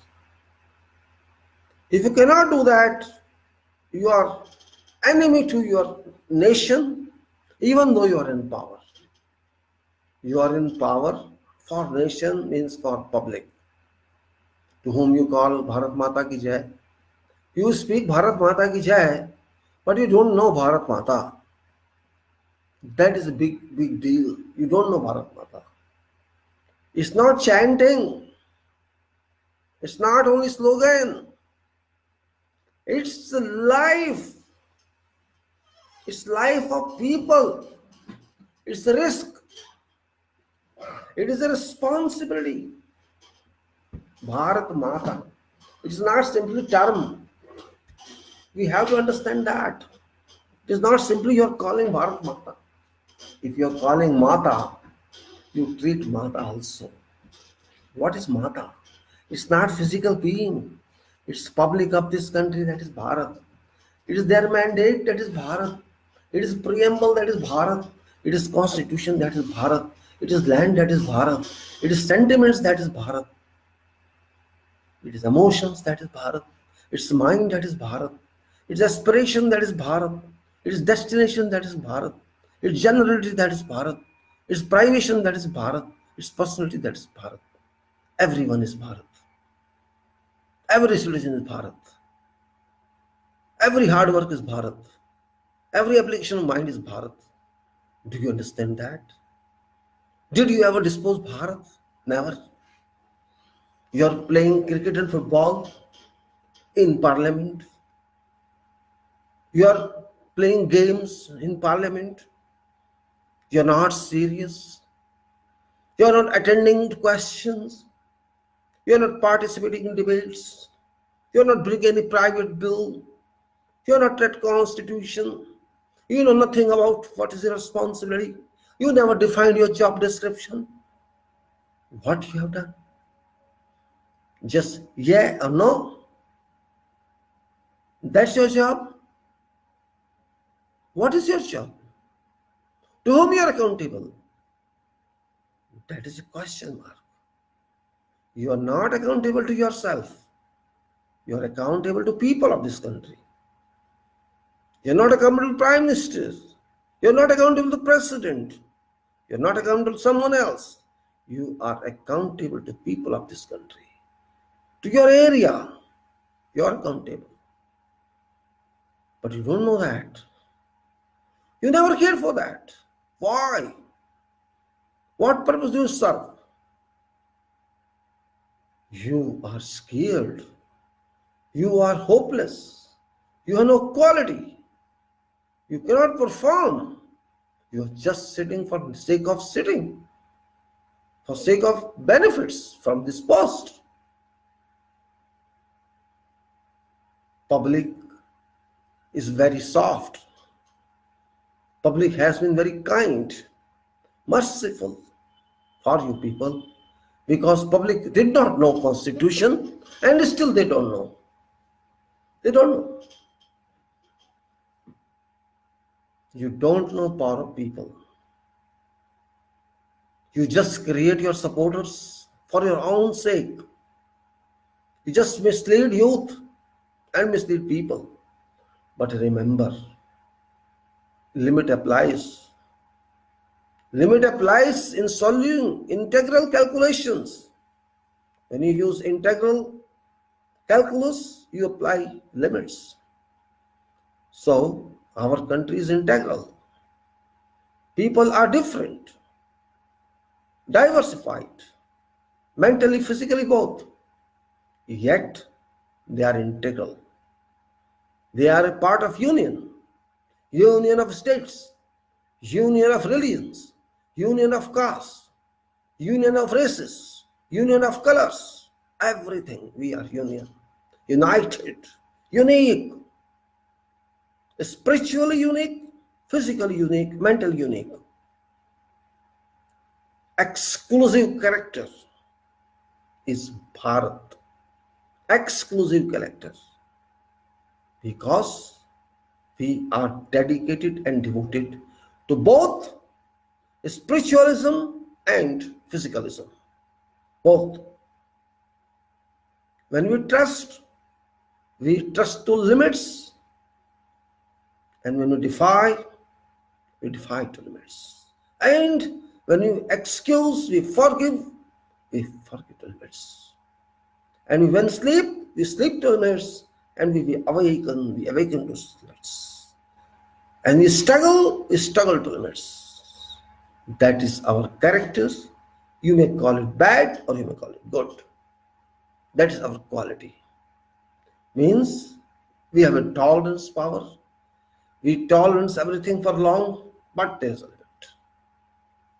Don't think that we are limitless or we can be taken for granted. Yes, we can be taken for granted within certain limits. We may ignore. We may ignore something. It doesn't mean we don't know that. It doesn't mean we are weak. We are not weak, but we are patient. Or we ignore. Okay, leave it. When we say we ignore, this is just a sanction to you that you are approved. But practically, we don't value it. Politics, that so-called politics, I say, is a dirty game.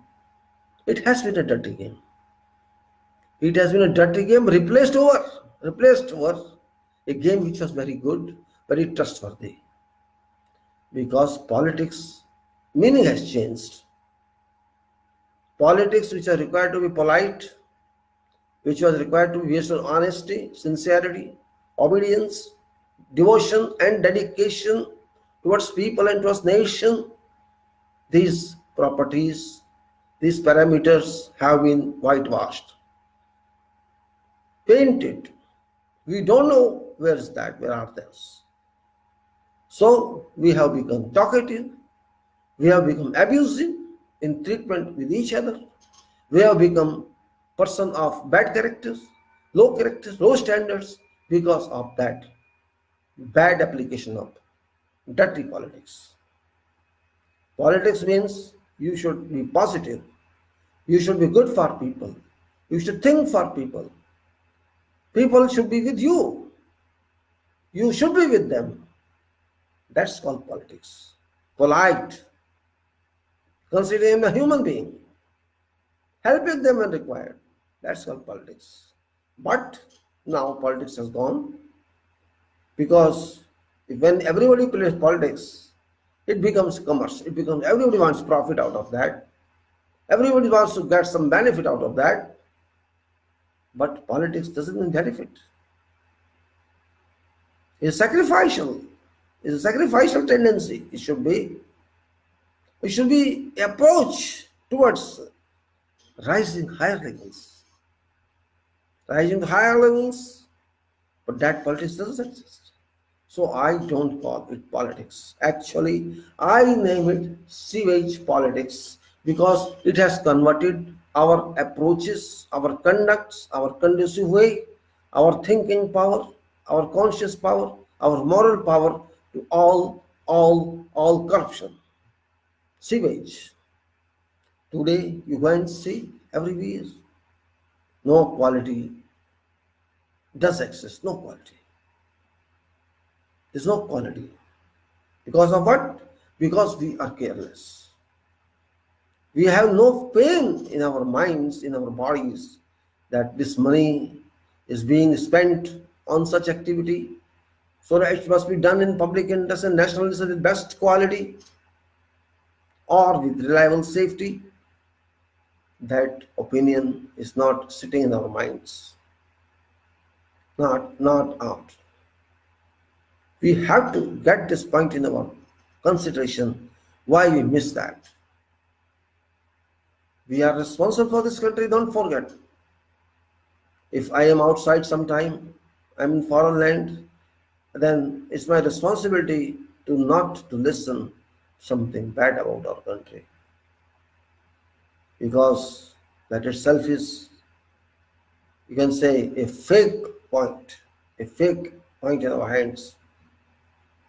We cannot be truly submissive, but considerate. We have to hold ourselves if we don't find any answer.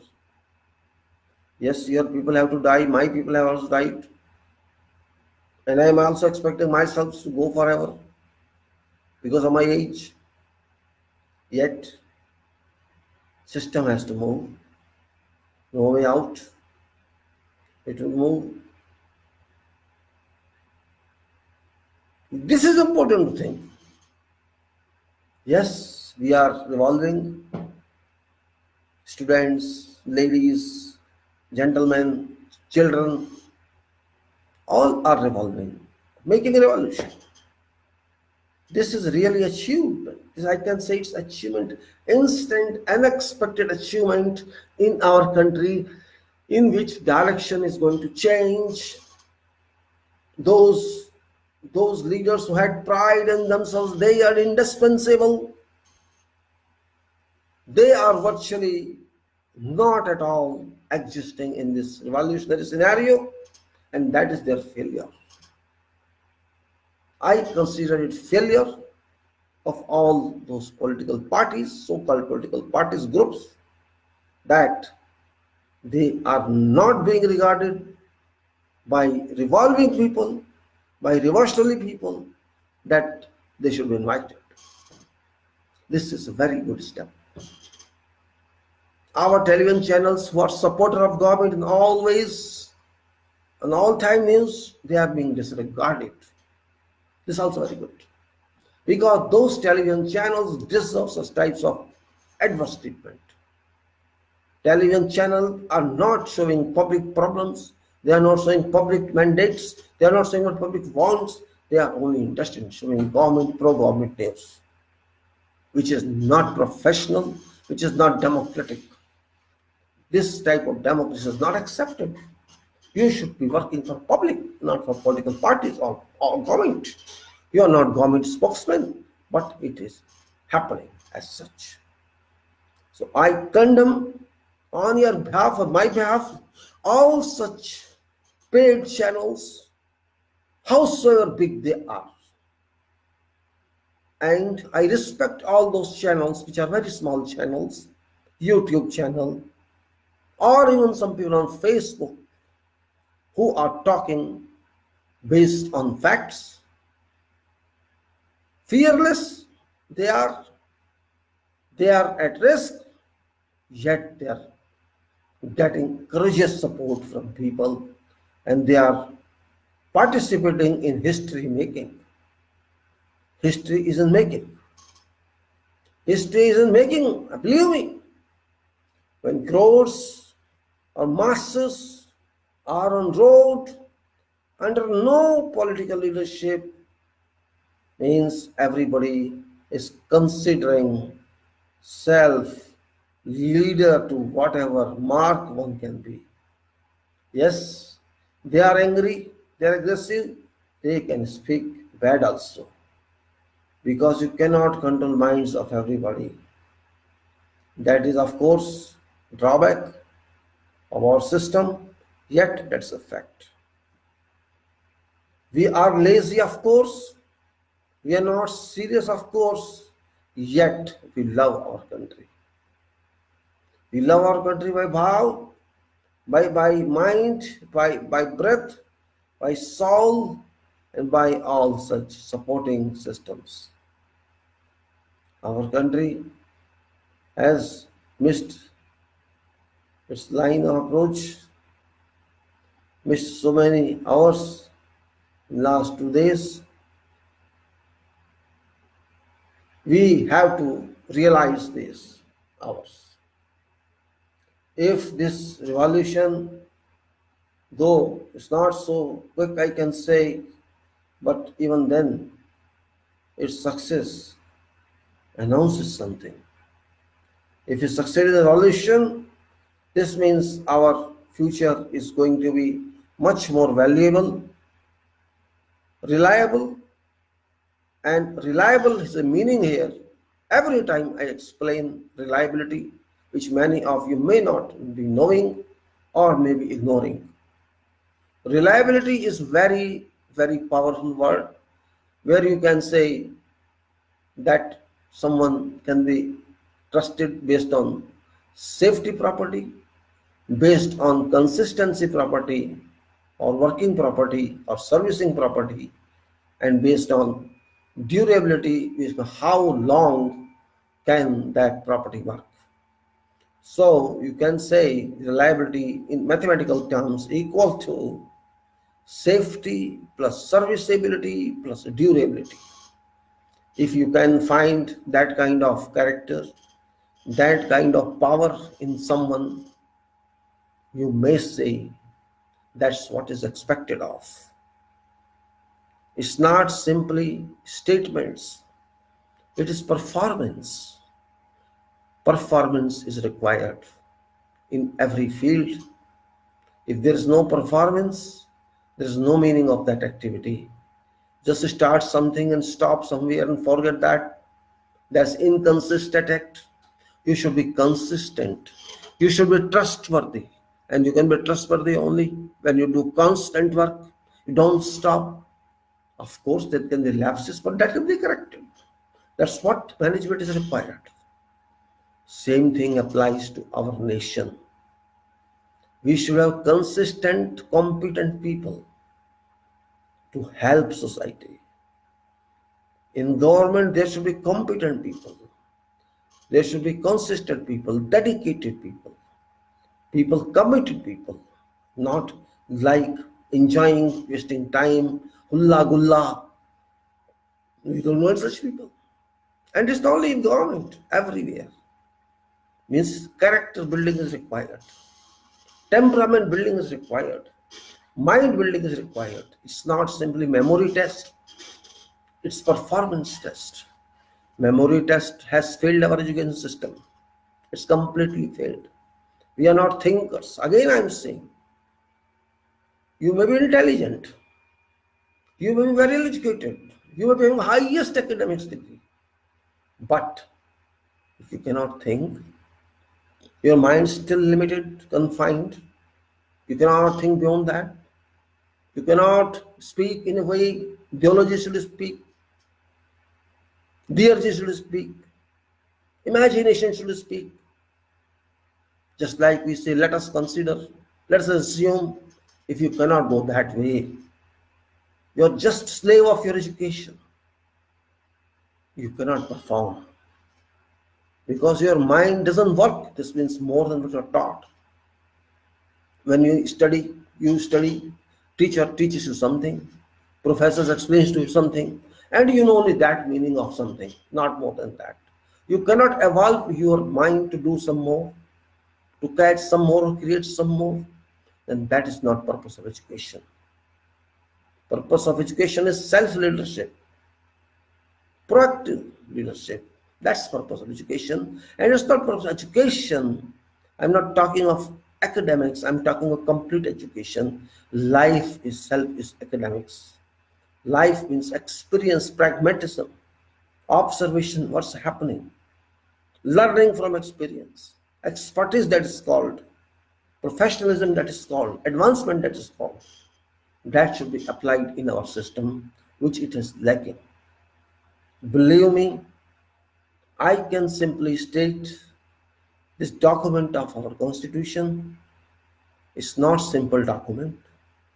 This document contains in-depth work which you have to extract out.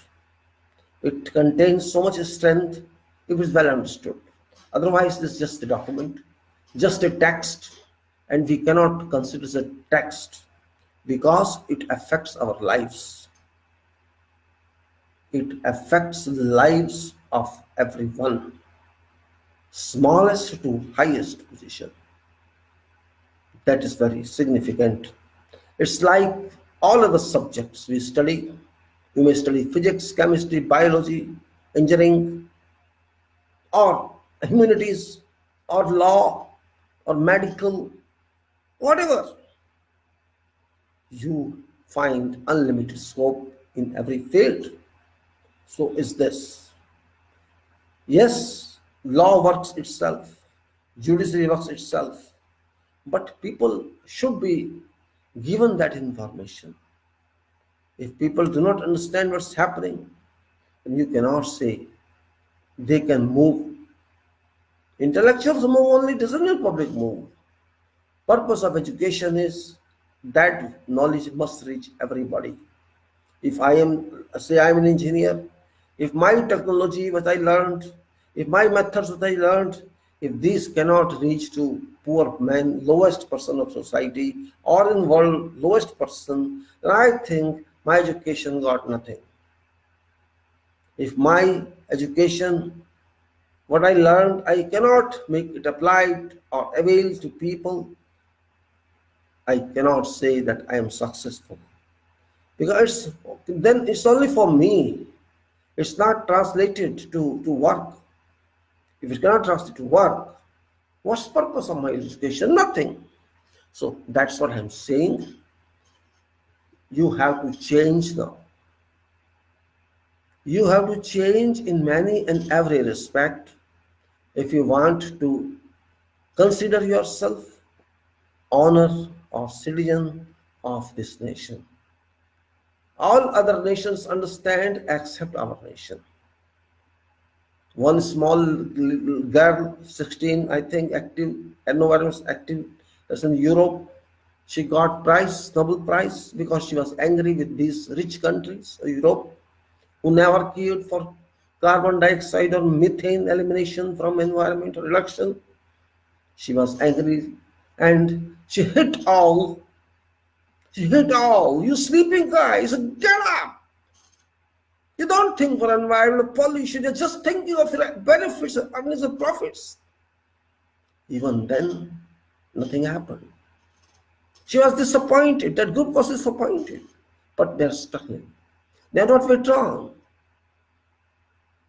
It's just an example I'm giving. Such struggles we are lacking in, because we are not aggressive. We are passive. We are not active. Because either we are too many or we don't know anything. Our education is just theoretical, not even theoretical. It's nonsense if you can't apply it. If you can apply it for good results, that's fine. We have a lot of engineers in this country, millions. We have a lot of doctors, millions, and advocates, millions, and CAs, millions, and all other educated people, crores. But what's the result? Just think what's the result.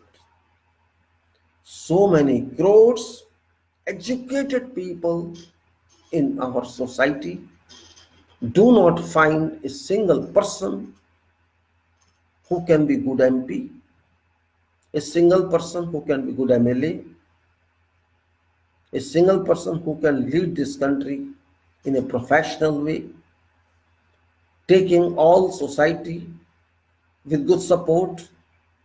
So what you have achieved? What is purpose of our education if we cannot even think of our country's elementary requirement? Forget other requirements. We are being led by those people who are not educated. Why, after all?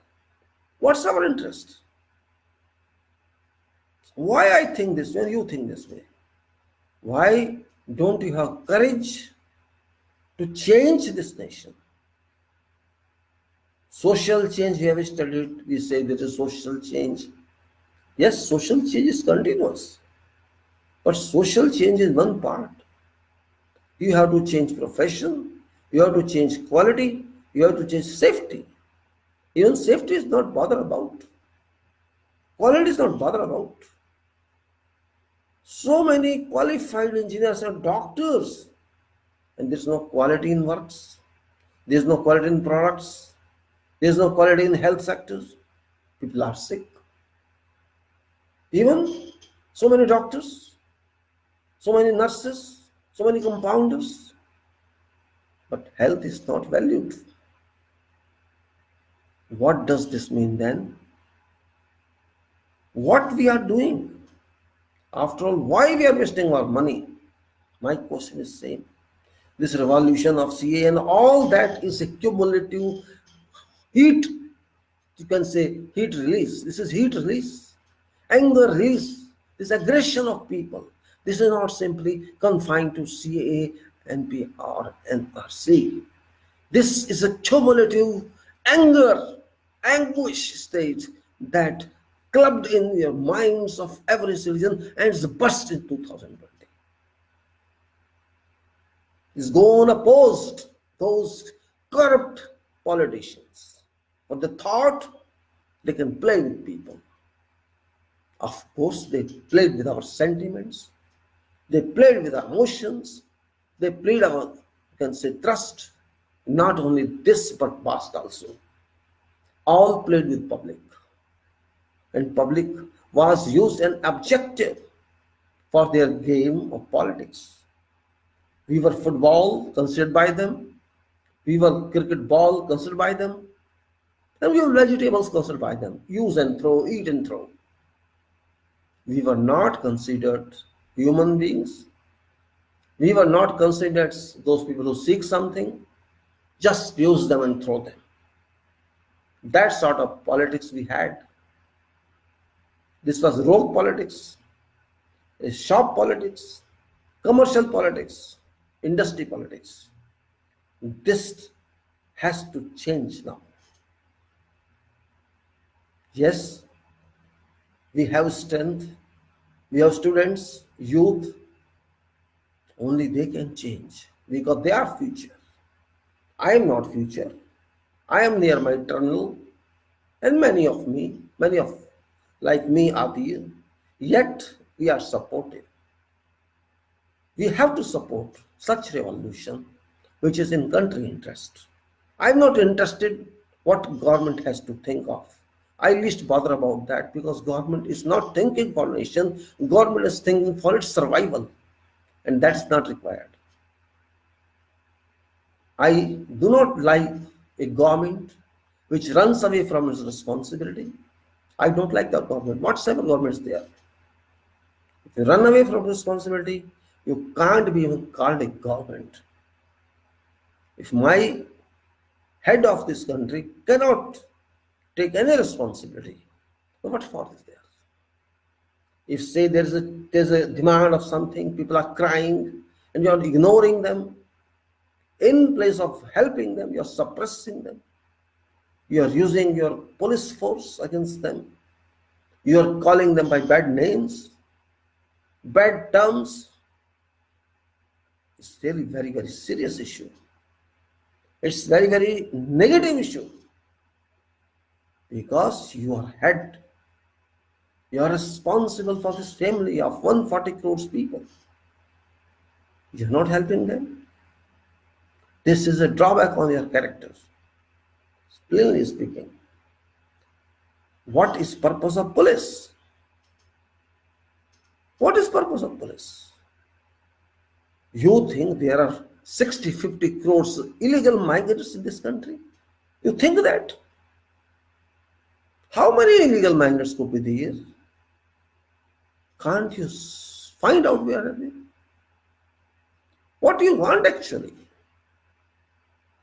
You are going to harass all 140 crore people just to find 1% of them where they are? Hardly. Do you think whole world has come to this country to be designated illegal migrants? How many are there? And what you are doing? What past government was doing? You have millions in armed forces, and you have maybe crores in police and thousands in your agencies. They can't find out where is fault. What for government is there? Just to torture and harass people? Is that function of government? People should not sleep well. They should not work well. You are diverting your agents, your energies towards useless activities. You will spend nation's money on this activity which give no output. You are not thinking of economy. You are trashed at thinking because you are unable to understand economy. Had you understood well, 6 years would have been enough for you to do something, to produce something. But even in 6 years, you don't have any concrete plan what you would do. Just speaking nothing. No response on every activity, on every problem. There's no response from government. You have 60 ministers. You have 800 MPs in parliament. What all they are doing? I am talking about all MPs because they are national property. They are national members, state members. 800 MPs are there. And still people are crying. People are on road. There is a prime minister, but people are on road. 60 ministers, people are on road. President, people are on road. Vast judiciary and people are on road. What for? What is your function after all?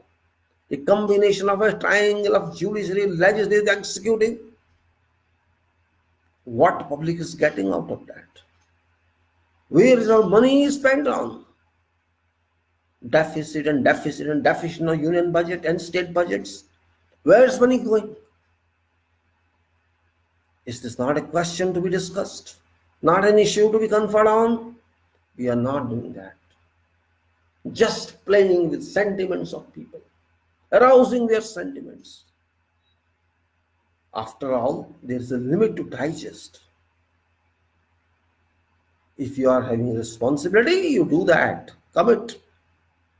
No commitment would not help you. People can't wait forever. Try to understand.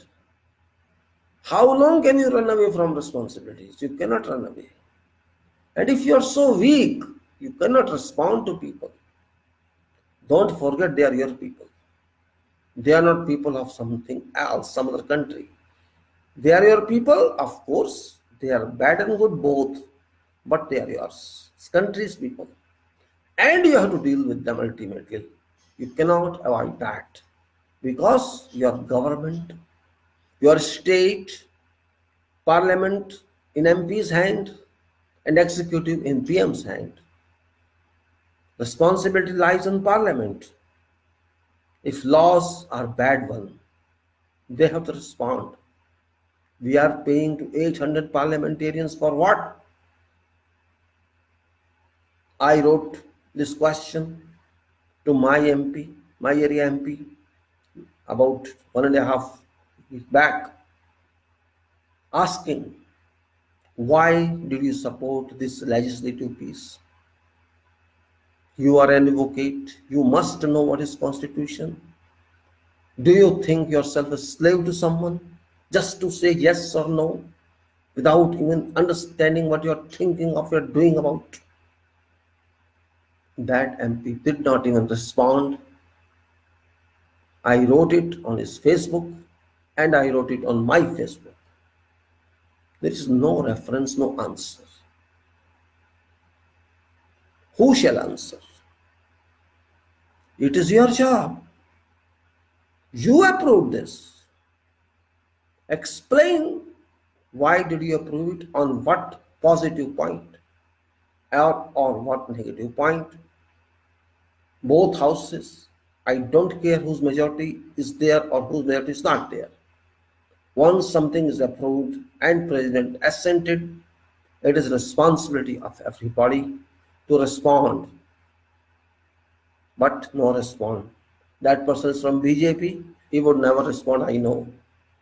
But he must know people are thinking. Must know that.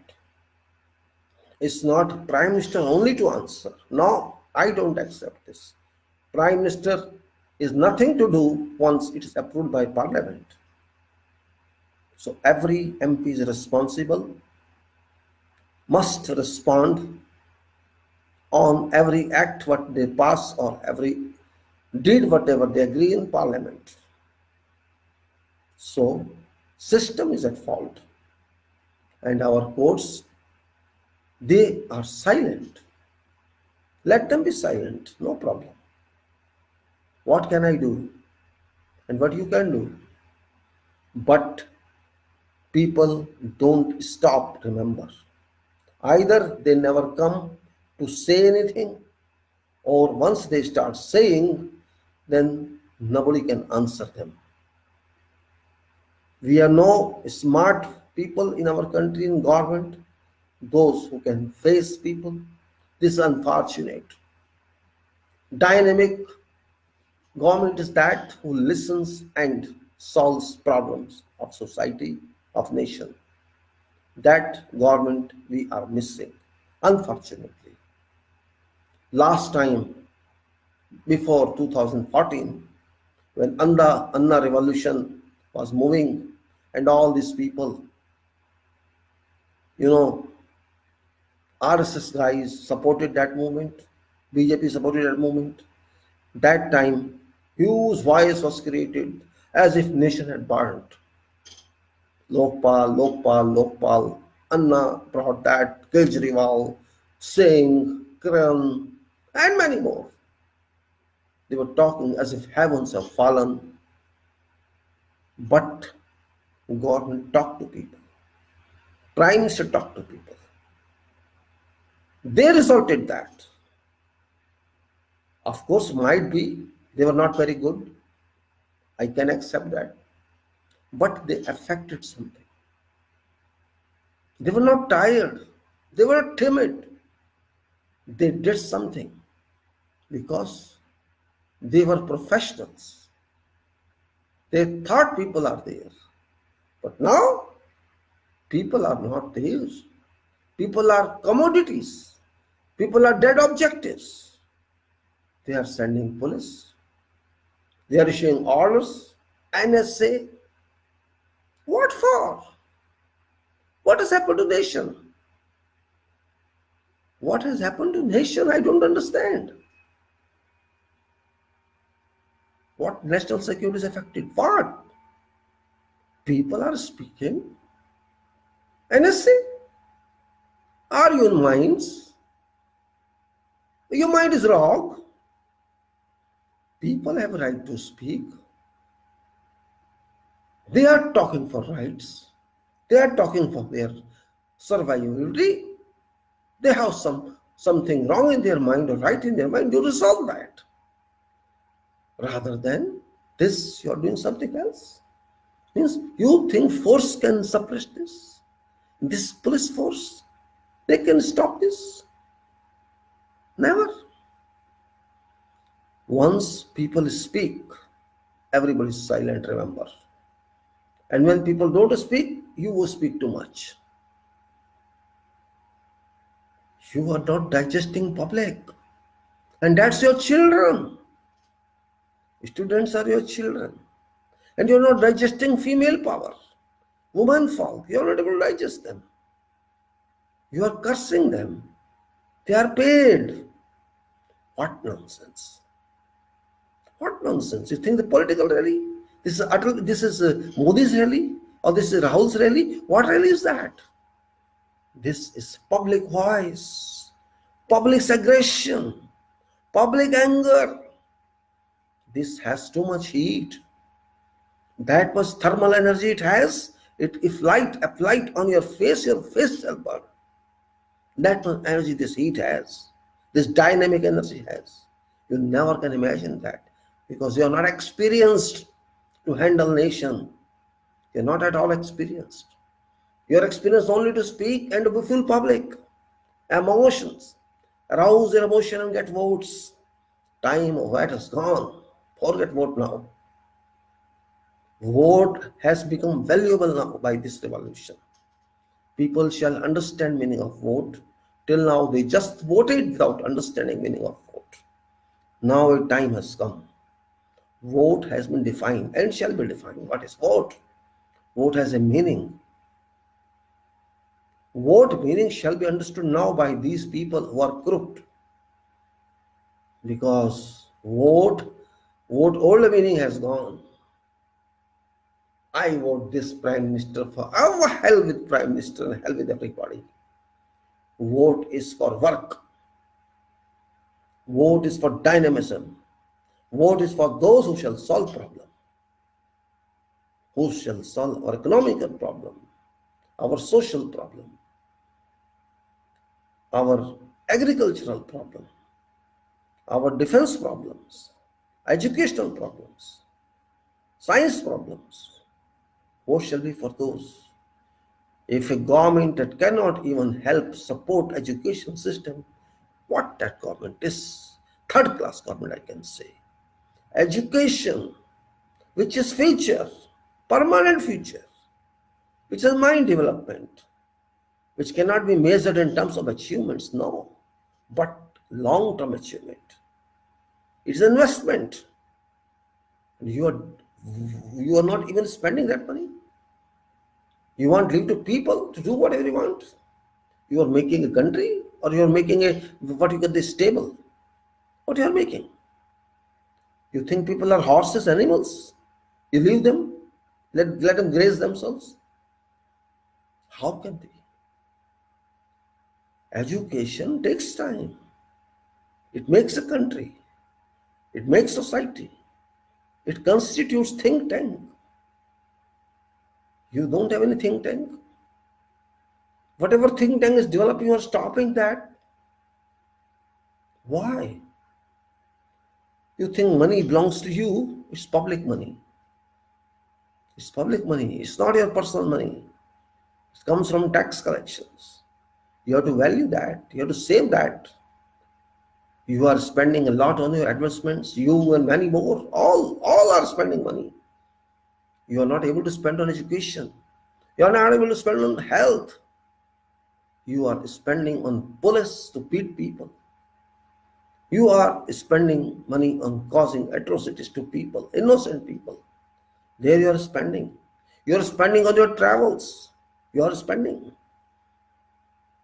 What is your plan? You don't know. Just I am just oppose something. Oh, you are responsible. That is responsible. I am not responsible. They are just on roads because somebody told them they are on road, or somebody paid them. You are not only insulting them, you are insulting nation. You are insulting character of people. You are calling these students as Naxalites and terrorists. It's insult to student community. You're calling women are charging money to sit in dharna and stage. You are insulting women folk. You are doing insult. Did you vote you for this? Your MPs are silent. No MP has courage to speak against such people. Those MPs are potentialless. Those MPs are no mind. Those MPs have no courage. What for you are there? You are representing government or you are representing people. Your job is representation of people, but you are not representing people. You are demoting them. You are ignoring public. No MP has come so far in front. I am with public. 550 Lok Sabha MPs, not even 100 like one, to support people. What's your function? Forget political parties. I'll just bother. You are public people. Can you come back to them to ask for a vote? They will kick you, throw you.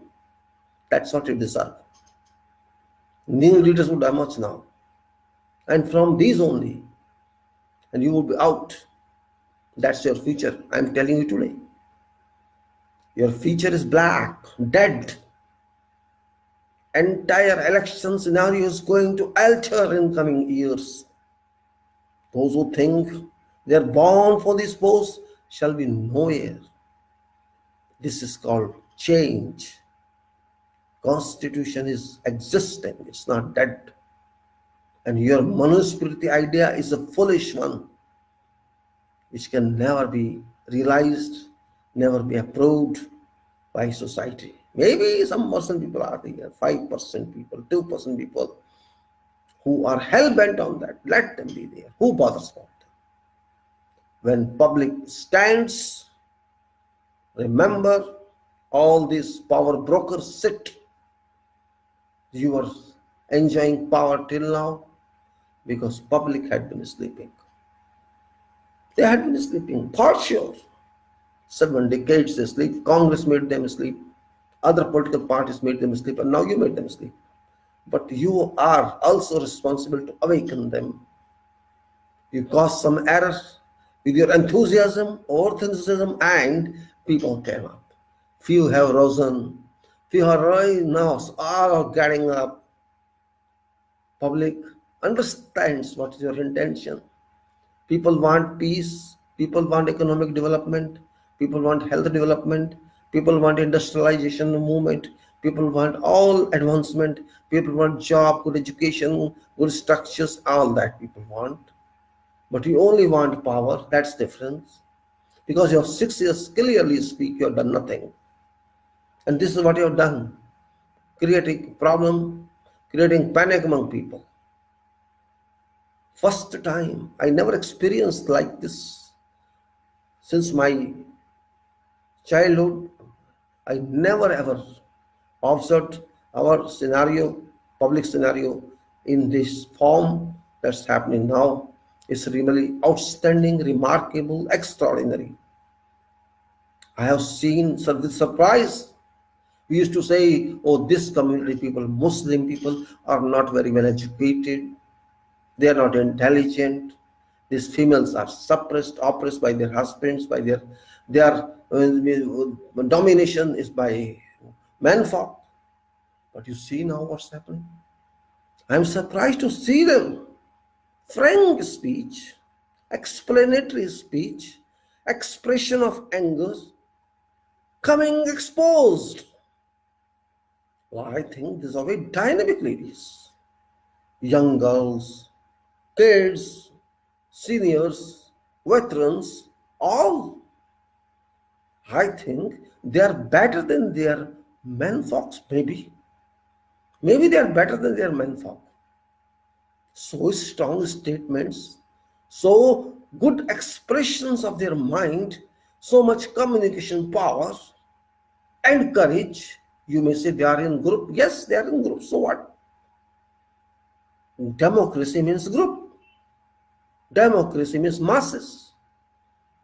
Hence, they are different. We thought them a downtrodden group, but they are not downtrodden. They're explosive. That is what change is saying. Actually, you may say they are assets to nation. They are no less than their communities if you compare. They are established. Of course, not all, but some part is there. That's what's required. If they can think for themselves, they can think for their rights, they can think for nation also. This is, I think, achievement which was hidden. So we cannot blame past governments for this cause. They developed something this way that's exposed now. They are educated, enthusiastic, courageous, brilliant, leaders. They are leading. Our many leaders failed, Congress failed, could not organize such revolution. BJP is zero, could not revive, they believe in religion only. Communist failed, all failed. And these hidden talent bodies, women folk, they are coming. They are coming up. They have come up to speak for themselves. This is really brilliant emergence. This is required.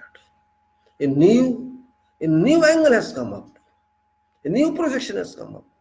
That nation is not sleeping. What we thought of. We used to think these are like animals, pet animals, always at home, just hidden in clothes. That is different now. And we should be proud of that.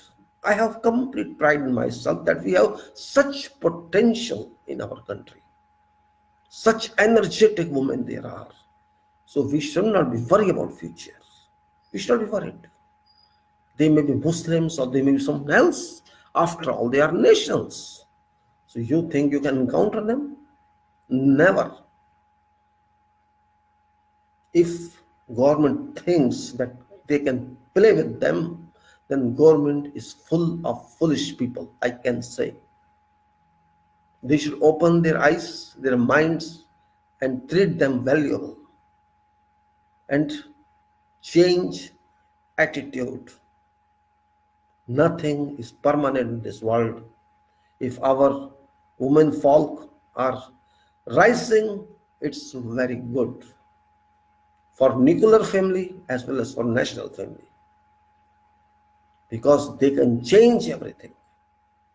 They were silent for something, okay, they tolerated everything.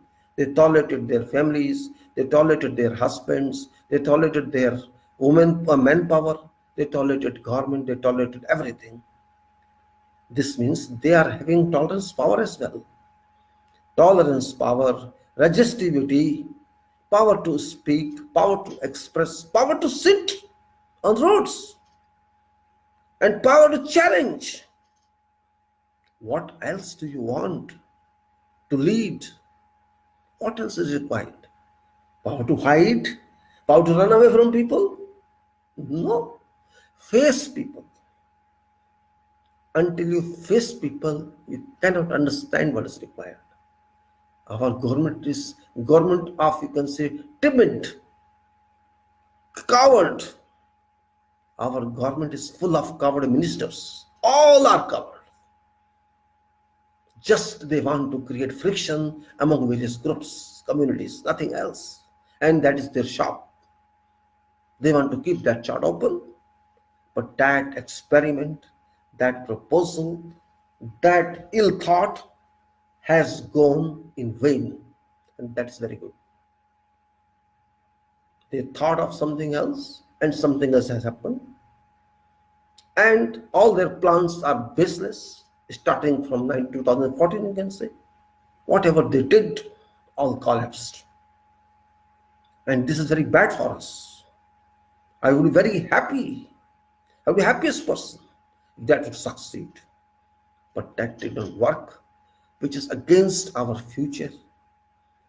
And our economic drop, economic fall, crush. Our economy has gone to ocean bottom. This is because of those people who never applied their minds, just did something without thinking. And I think they're habitual. They're used to this kind of steps, that just do something and we'll think later on. This approach is very dangerous. Only duffers can adopt such policy. If you do something without application, without complete analysis, completely understanding both sides and all aspects and all pluses and minuses, merits and demerits and results, which could harm or succeed this nation, and do something that leads you nowhere, that only leads you to drastic havoc, which you cannot face or solve. And that is really very surprising. Very surprising. I feel very anguish about that. Why do we do like that? There is no difficulty in finding good people in this country. People are very intelligent, very clear in concept, experts in their professions and fields. And despite having such strength, such assets in this country, we are not able to use them. What's function? What's I don't know, what's the meaning of governance? What's the meaning of governance? We have specialists in all fields, yet we are failing everywhere. Who is responsible for that? You may say government. I won't blame government directly, because government doesn't exist at all. In fact, government does not exist. It never existed. It's the people that existed.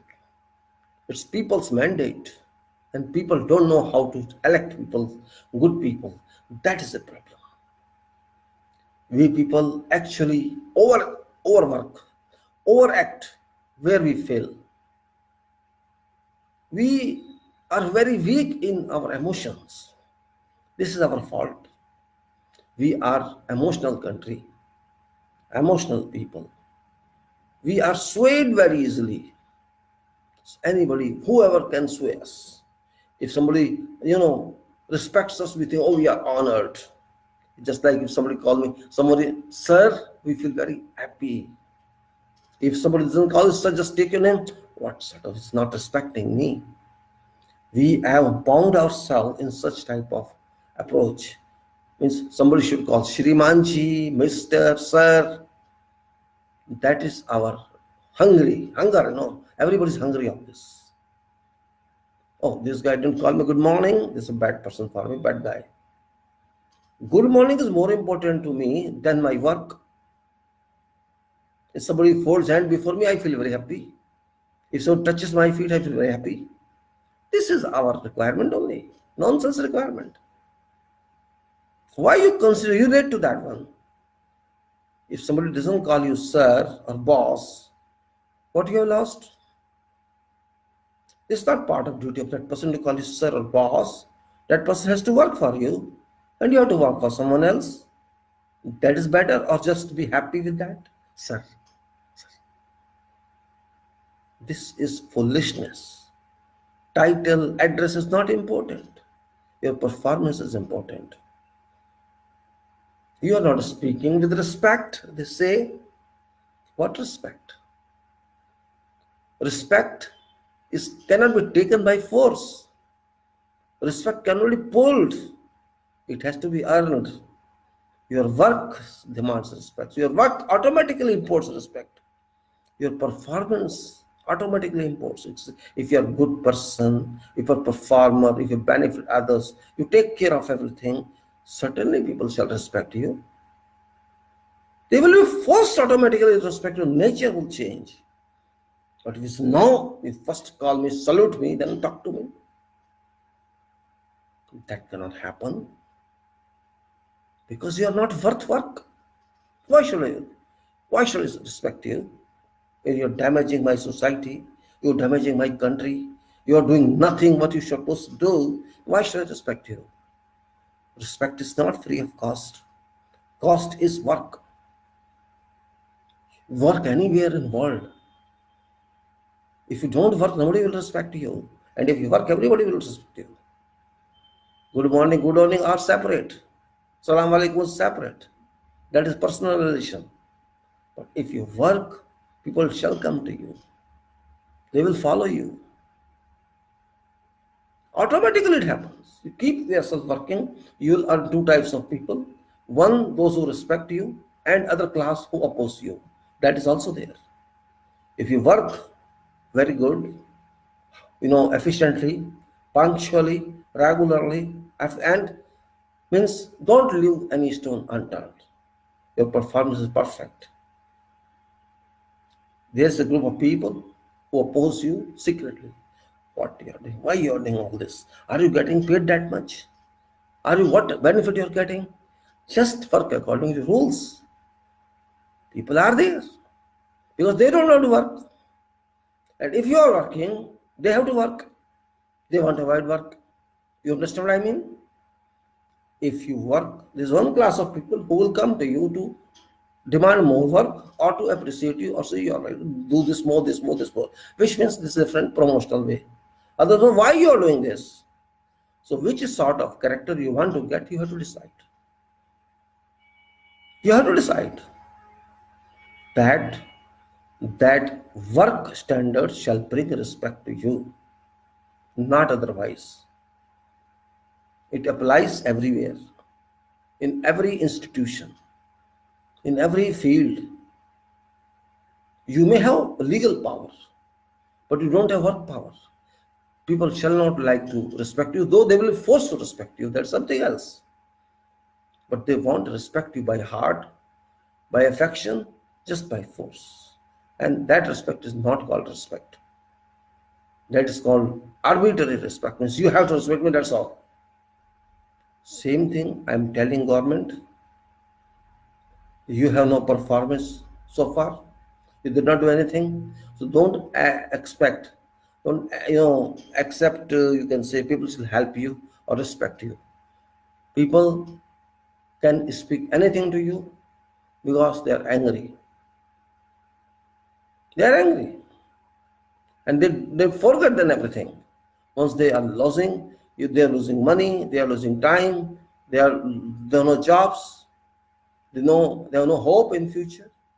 So what for you are there for them? For nothing. No institution helping them.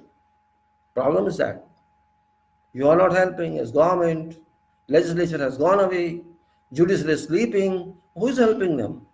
They are bursting only. Nobody is helping them. So nation is going to a different track now. And if this government does not come to line, does not come to sit and talk and solve problem, certainly nation is going to face a turmoil, a kind of, you can say, aggression with people, a different kind of run up. One end is government or state, and one end are public. So state versus public. And state means all. State includes parliament, government, judiciary, and everyone. And public is on the other side. So this is a very different kind of situation which no nation should face. And if those face, they crumble. And I think this stage must be avoided because this is a very dangerous stage. You cannot deal as a state with 140, 130 crore people. Remember, this is not Lebanon. This is not Hong Kong. This is not Venezuela. This is Bharat. This is Bharat and Bharat, which does not think that way, which thinks in anger in different way.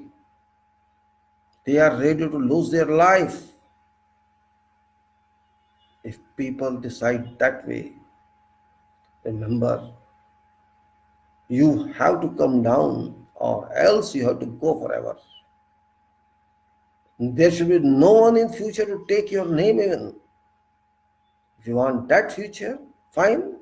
Or you come to negotiations, listen to public and throw out that impurity or virus that you have brought into system by doing your own way.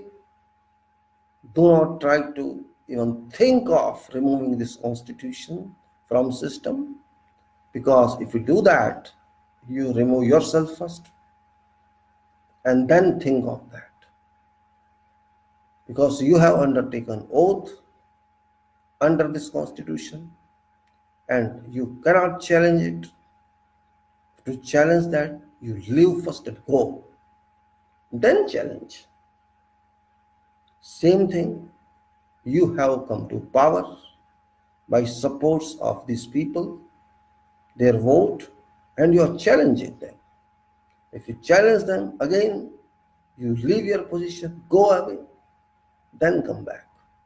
Can you do that? Can you take this examination? I am sure you will deny, because you are weak. You are frightened. You have no response to people. You never did any homework. You did not do any survey. You did nothing. You thought you are empowered and you can do everything. Yes, you can kill people, you can beat them, you can use police against them, you can use even law against them. But that's all not going to serve any purpose. Any solution it will not achieve. There is a problem. You may say, I'm just speaking. No, it's not that. I am trying to explain where people should work for. I again tell, yesterday I saw someone having constitution in hands and somebody asked me, what you are doing this with? Yes, I want to. I have seen preambles. Actually, that person wanted to see what more constitution is having. Because people haven't gone through all contents of it. It's not possible for everybody. Because explanatory it is 395 articles and many amendments are there. So that is that part which applies to you. You must know about that. That's the purpose of constitution. You should know at least what's there in that. That's the reason I was explaining about constitutional state, and people should at least know that part which applies to them directly, and that part is election. Election should be election, not a process. What we have so far understood is a process only. Just go and cast vote and come back. That is not election. That is not democracy alone. So far we have treated election as foolishocracy. Democracy is fullocracy. We actually never understood meaning of democracy applied to us. We are not understand meaning of vote. That's what I wanted to explain. And I explained to my knowledge what do you think about vote, how you should use it, and what it can give you.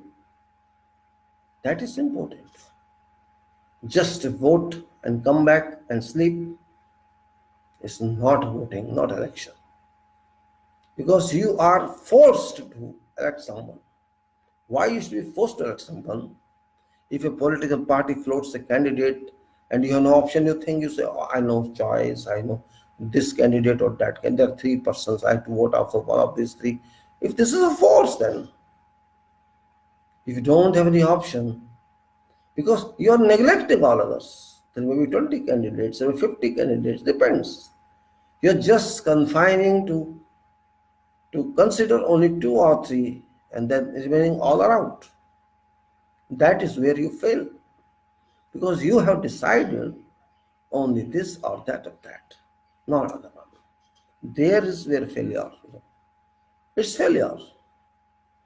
Forget this system. Make your own system. Only then you can change. By chance, a revolution has come up. And this is, I think, for positive making, not for demaking. This is for positive making. It is good luck, I can say, for people that a revolution, you may say it is a revolution, of course, it's started. This is for good of this country, not for these commercial leaders. It's not good for them, but good for people. Because the people have come up on their own. Nobody invited them, and they keep coming every day. This is worry for existing government. Because they cannot control people, they can control their political parties. Think on every political party, so-called political party, they threat for ED. Oh, okay, you speak, send ED, send CBI, register one FIR against this leader. They do, right? They know you can see loopholes of each other. Congress knows what BJP has done, and BJP knows what Congress MC, CMI, CPI done. All know weakness of everybody, so they play with each other. But we don't want that politics. That politics I don't recognize. But what people have to lose? Those who are on the roads, of whatever age, whatever sex, whatever education, what ultimately they are going to lose. And you threaten them, I will put you behind bars under NSA. Okay. After that, what after that? How long can you give an NSA? And for what? Don't act childish. This is child response. I'll put in NSA. So put in NSA. When you leave power, you'll also put in NSA. Then don't complain. You think next government, if come by chance, that NSA cannot be applied against you that time? Why should you? Better use your mind in a constructive way to support people, to support nation. It shall help everybody. If you think, no, my hut, my rigidity would work. No, it would not. Because people are actual government, not relative government that you are. People are actual government. It's their money you are using. It's their vote power you are using. It's not your power. So respect people if you want to help nation, or better get out. That's better. If you think you can use police and you can military to rule, you are in wrong boat. There's a big hole in that boat on which you are sailing. Your ship is going to sink. It is burning. It's tornado. It's cyclone of people. It's tsunami of public. a towering inferno of people on the road. You have no fire brigade to help it. Forget that. You can't control this disaster. This is not natural disaster, this is public. Masses. This is my advice to all you leaders of whatever party. Don't take it easy. It is everyday intensifying, scaling up. And this will impact upon your economy also in future. In such environment, in such situation which is not constant, it's not stable, no investment party shall come here. Nobody, not only foreigners, our people will not invest there. This is a drawback of this, but future is dynamic, brilliant. Reason, there shall be change soon if this continues. You cannot force people, forget that. You have to come to terms with people. Otherwise, you terminate yourself and go. That's option, up to you. Or people, ultimate decision maker are, not you. Parliament is powerful only when people accept. You may force law, so what? They don't accept. If public enters civil disobedience, what can you do? Can you kill them? Okay, how many? How many can you kill? Just think. You can't do even that. It is in public interest to be with public. Forget your law. That law is a piece of paper. Super parliament is asking you something, not parliament. Public is ultimate parliament. Remember, because we people have devised constitution, not your parliament.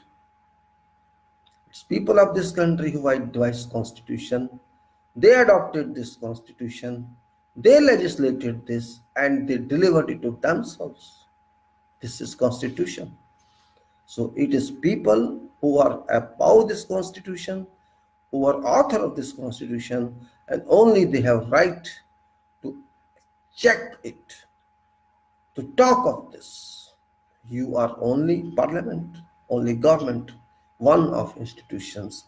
So don't think you can play with someone. Public cannot be encountered by force. When public bursts, it's more than bomb itself. So be in your limits and let whole world know that we can handle our problems ourselves.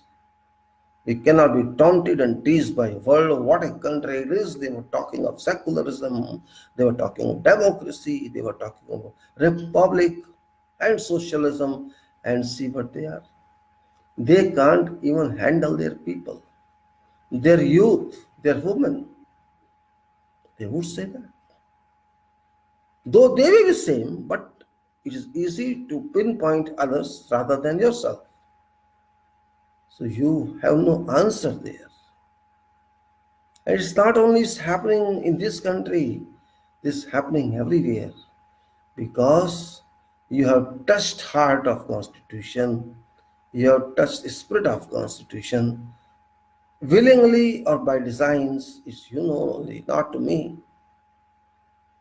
You have done something which you should not have done. That is only a problem. But people don't understand all this. People want results. People want, say we want this, means you have to provide that. I still say, come to your senses if you want to help nation, or you are already distracted nation. You have to go one day.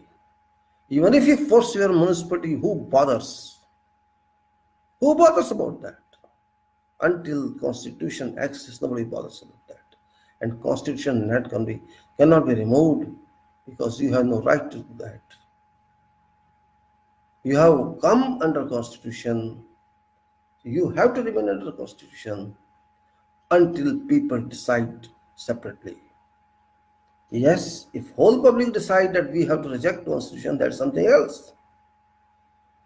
But public has no such mandate given so far.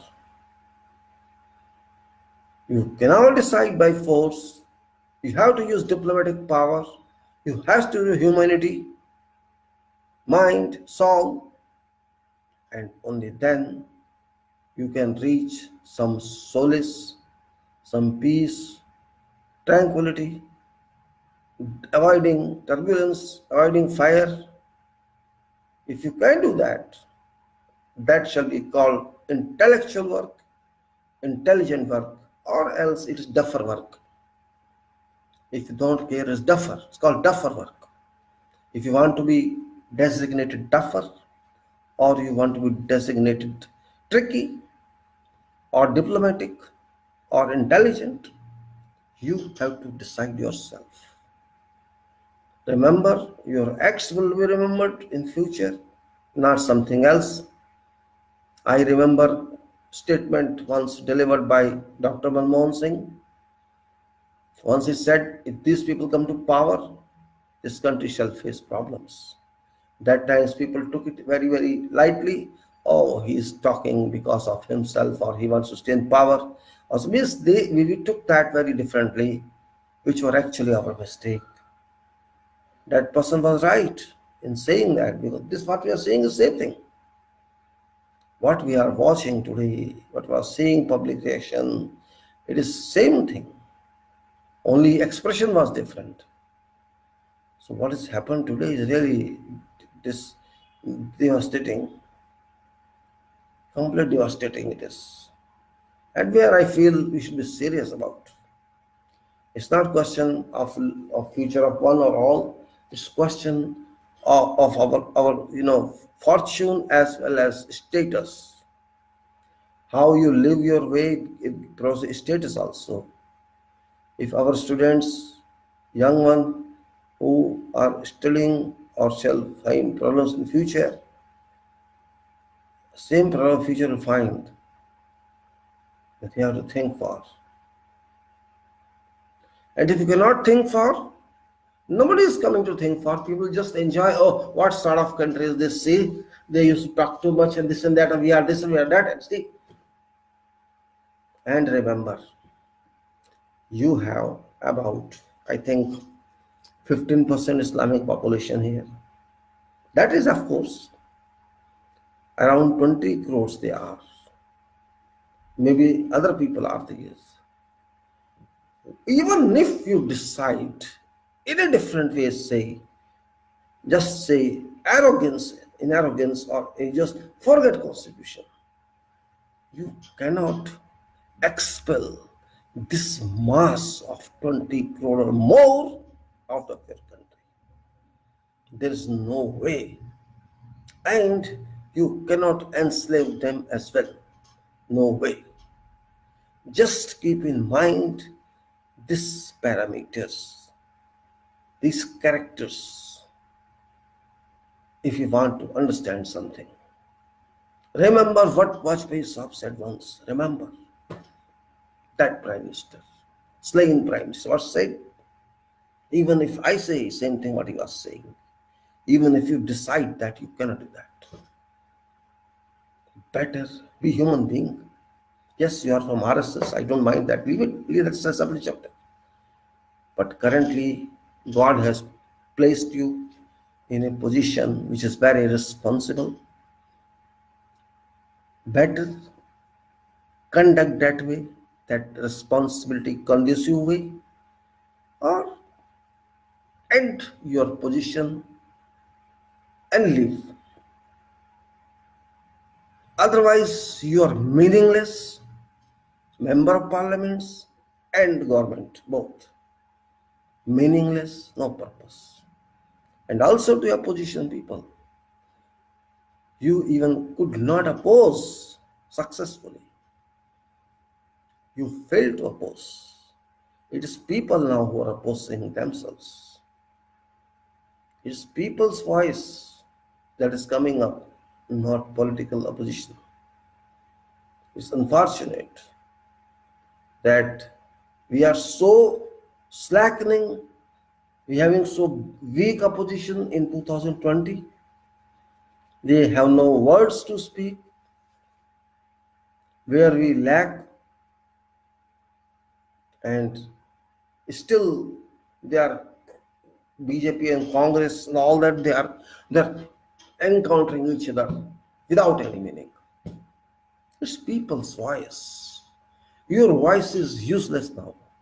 No meaning you speak something. Government BJP speaks something or Congress. No meaning.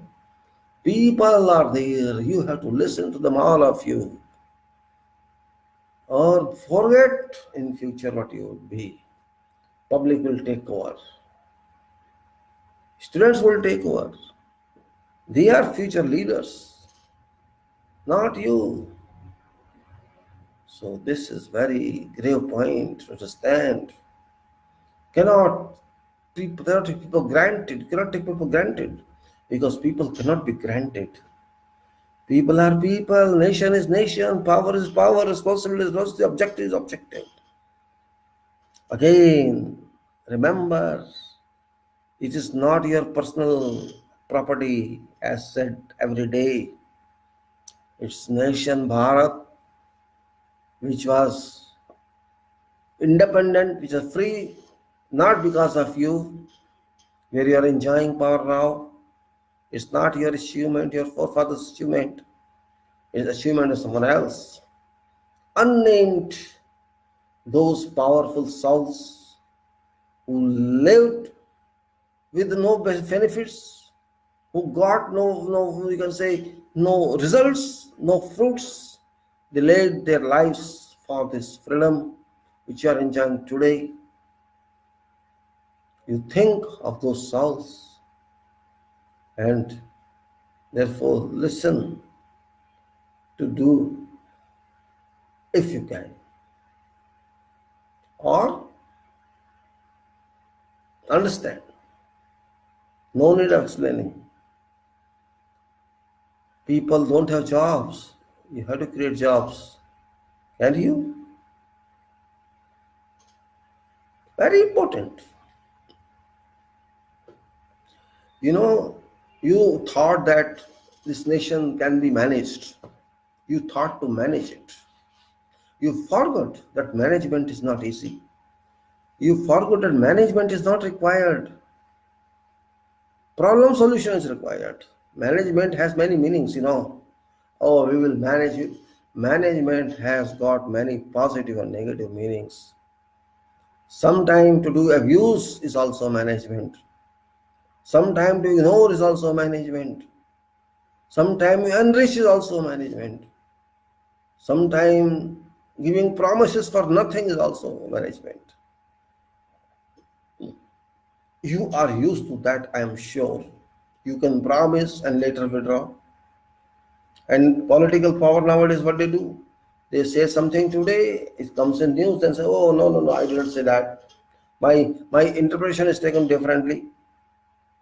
This is very common. Means you say something and later withdraw. Or say, no, press me wrong.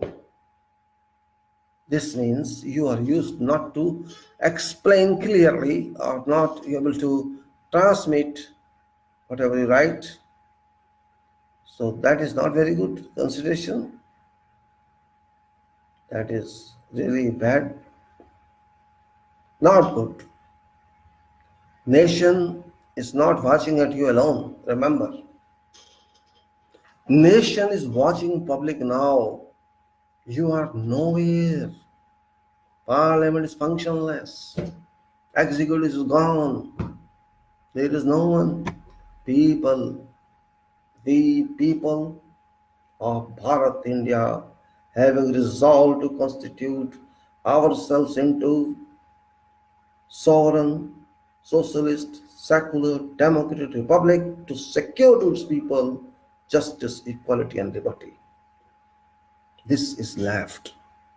And everybody is bound to abide by constitution, to abide by institutions, to abide by national anthem, and to raise science, to upkeep ideals of freedom fighters, and to move this nation to highest levels of development based on scientific research and development, and not believing in orthodoxism or paradoxism, not to be misled by fictitious considerations, but practicalities, practical ideas, practical theories, and constructive acts, education, health, management, advancement, industrialization, agricultural standards raise, all that, etc., etc., blah, blah, blah, you may say, and move this country for highest level, as much highest as possible. That is what is required by every citizen. So I can say we should conclude like, first of all, we should not sleep anymore. We sleep only to recover, and we should not be lacking in approach. We should be considerate and serious. Sleeping and seriousness are not interrelated, because if you sleep, you can't be serious. Therefore, don't sleep much. Act seriously, think seriously, create think tank everywhere, and understand your job in Constitution, the responsibility in Constitution, what you want to convert this nation to, and that is what you have to support yourself for some activities you can do and help nation grow forward, forward and forward without frictions among communities.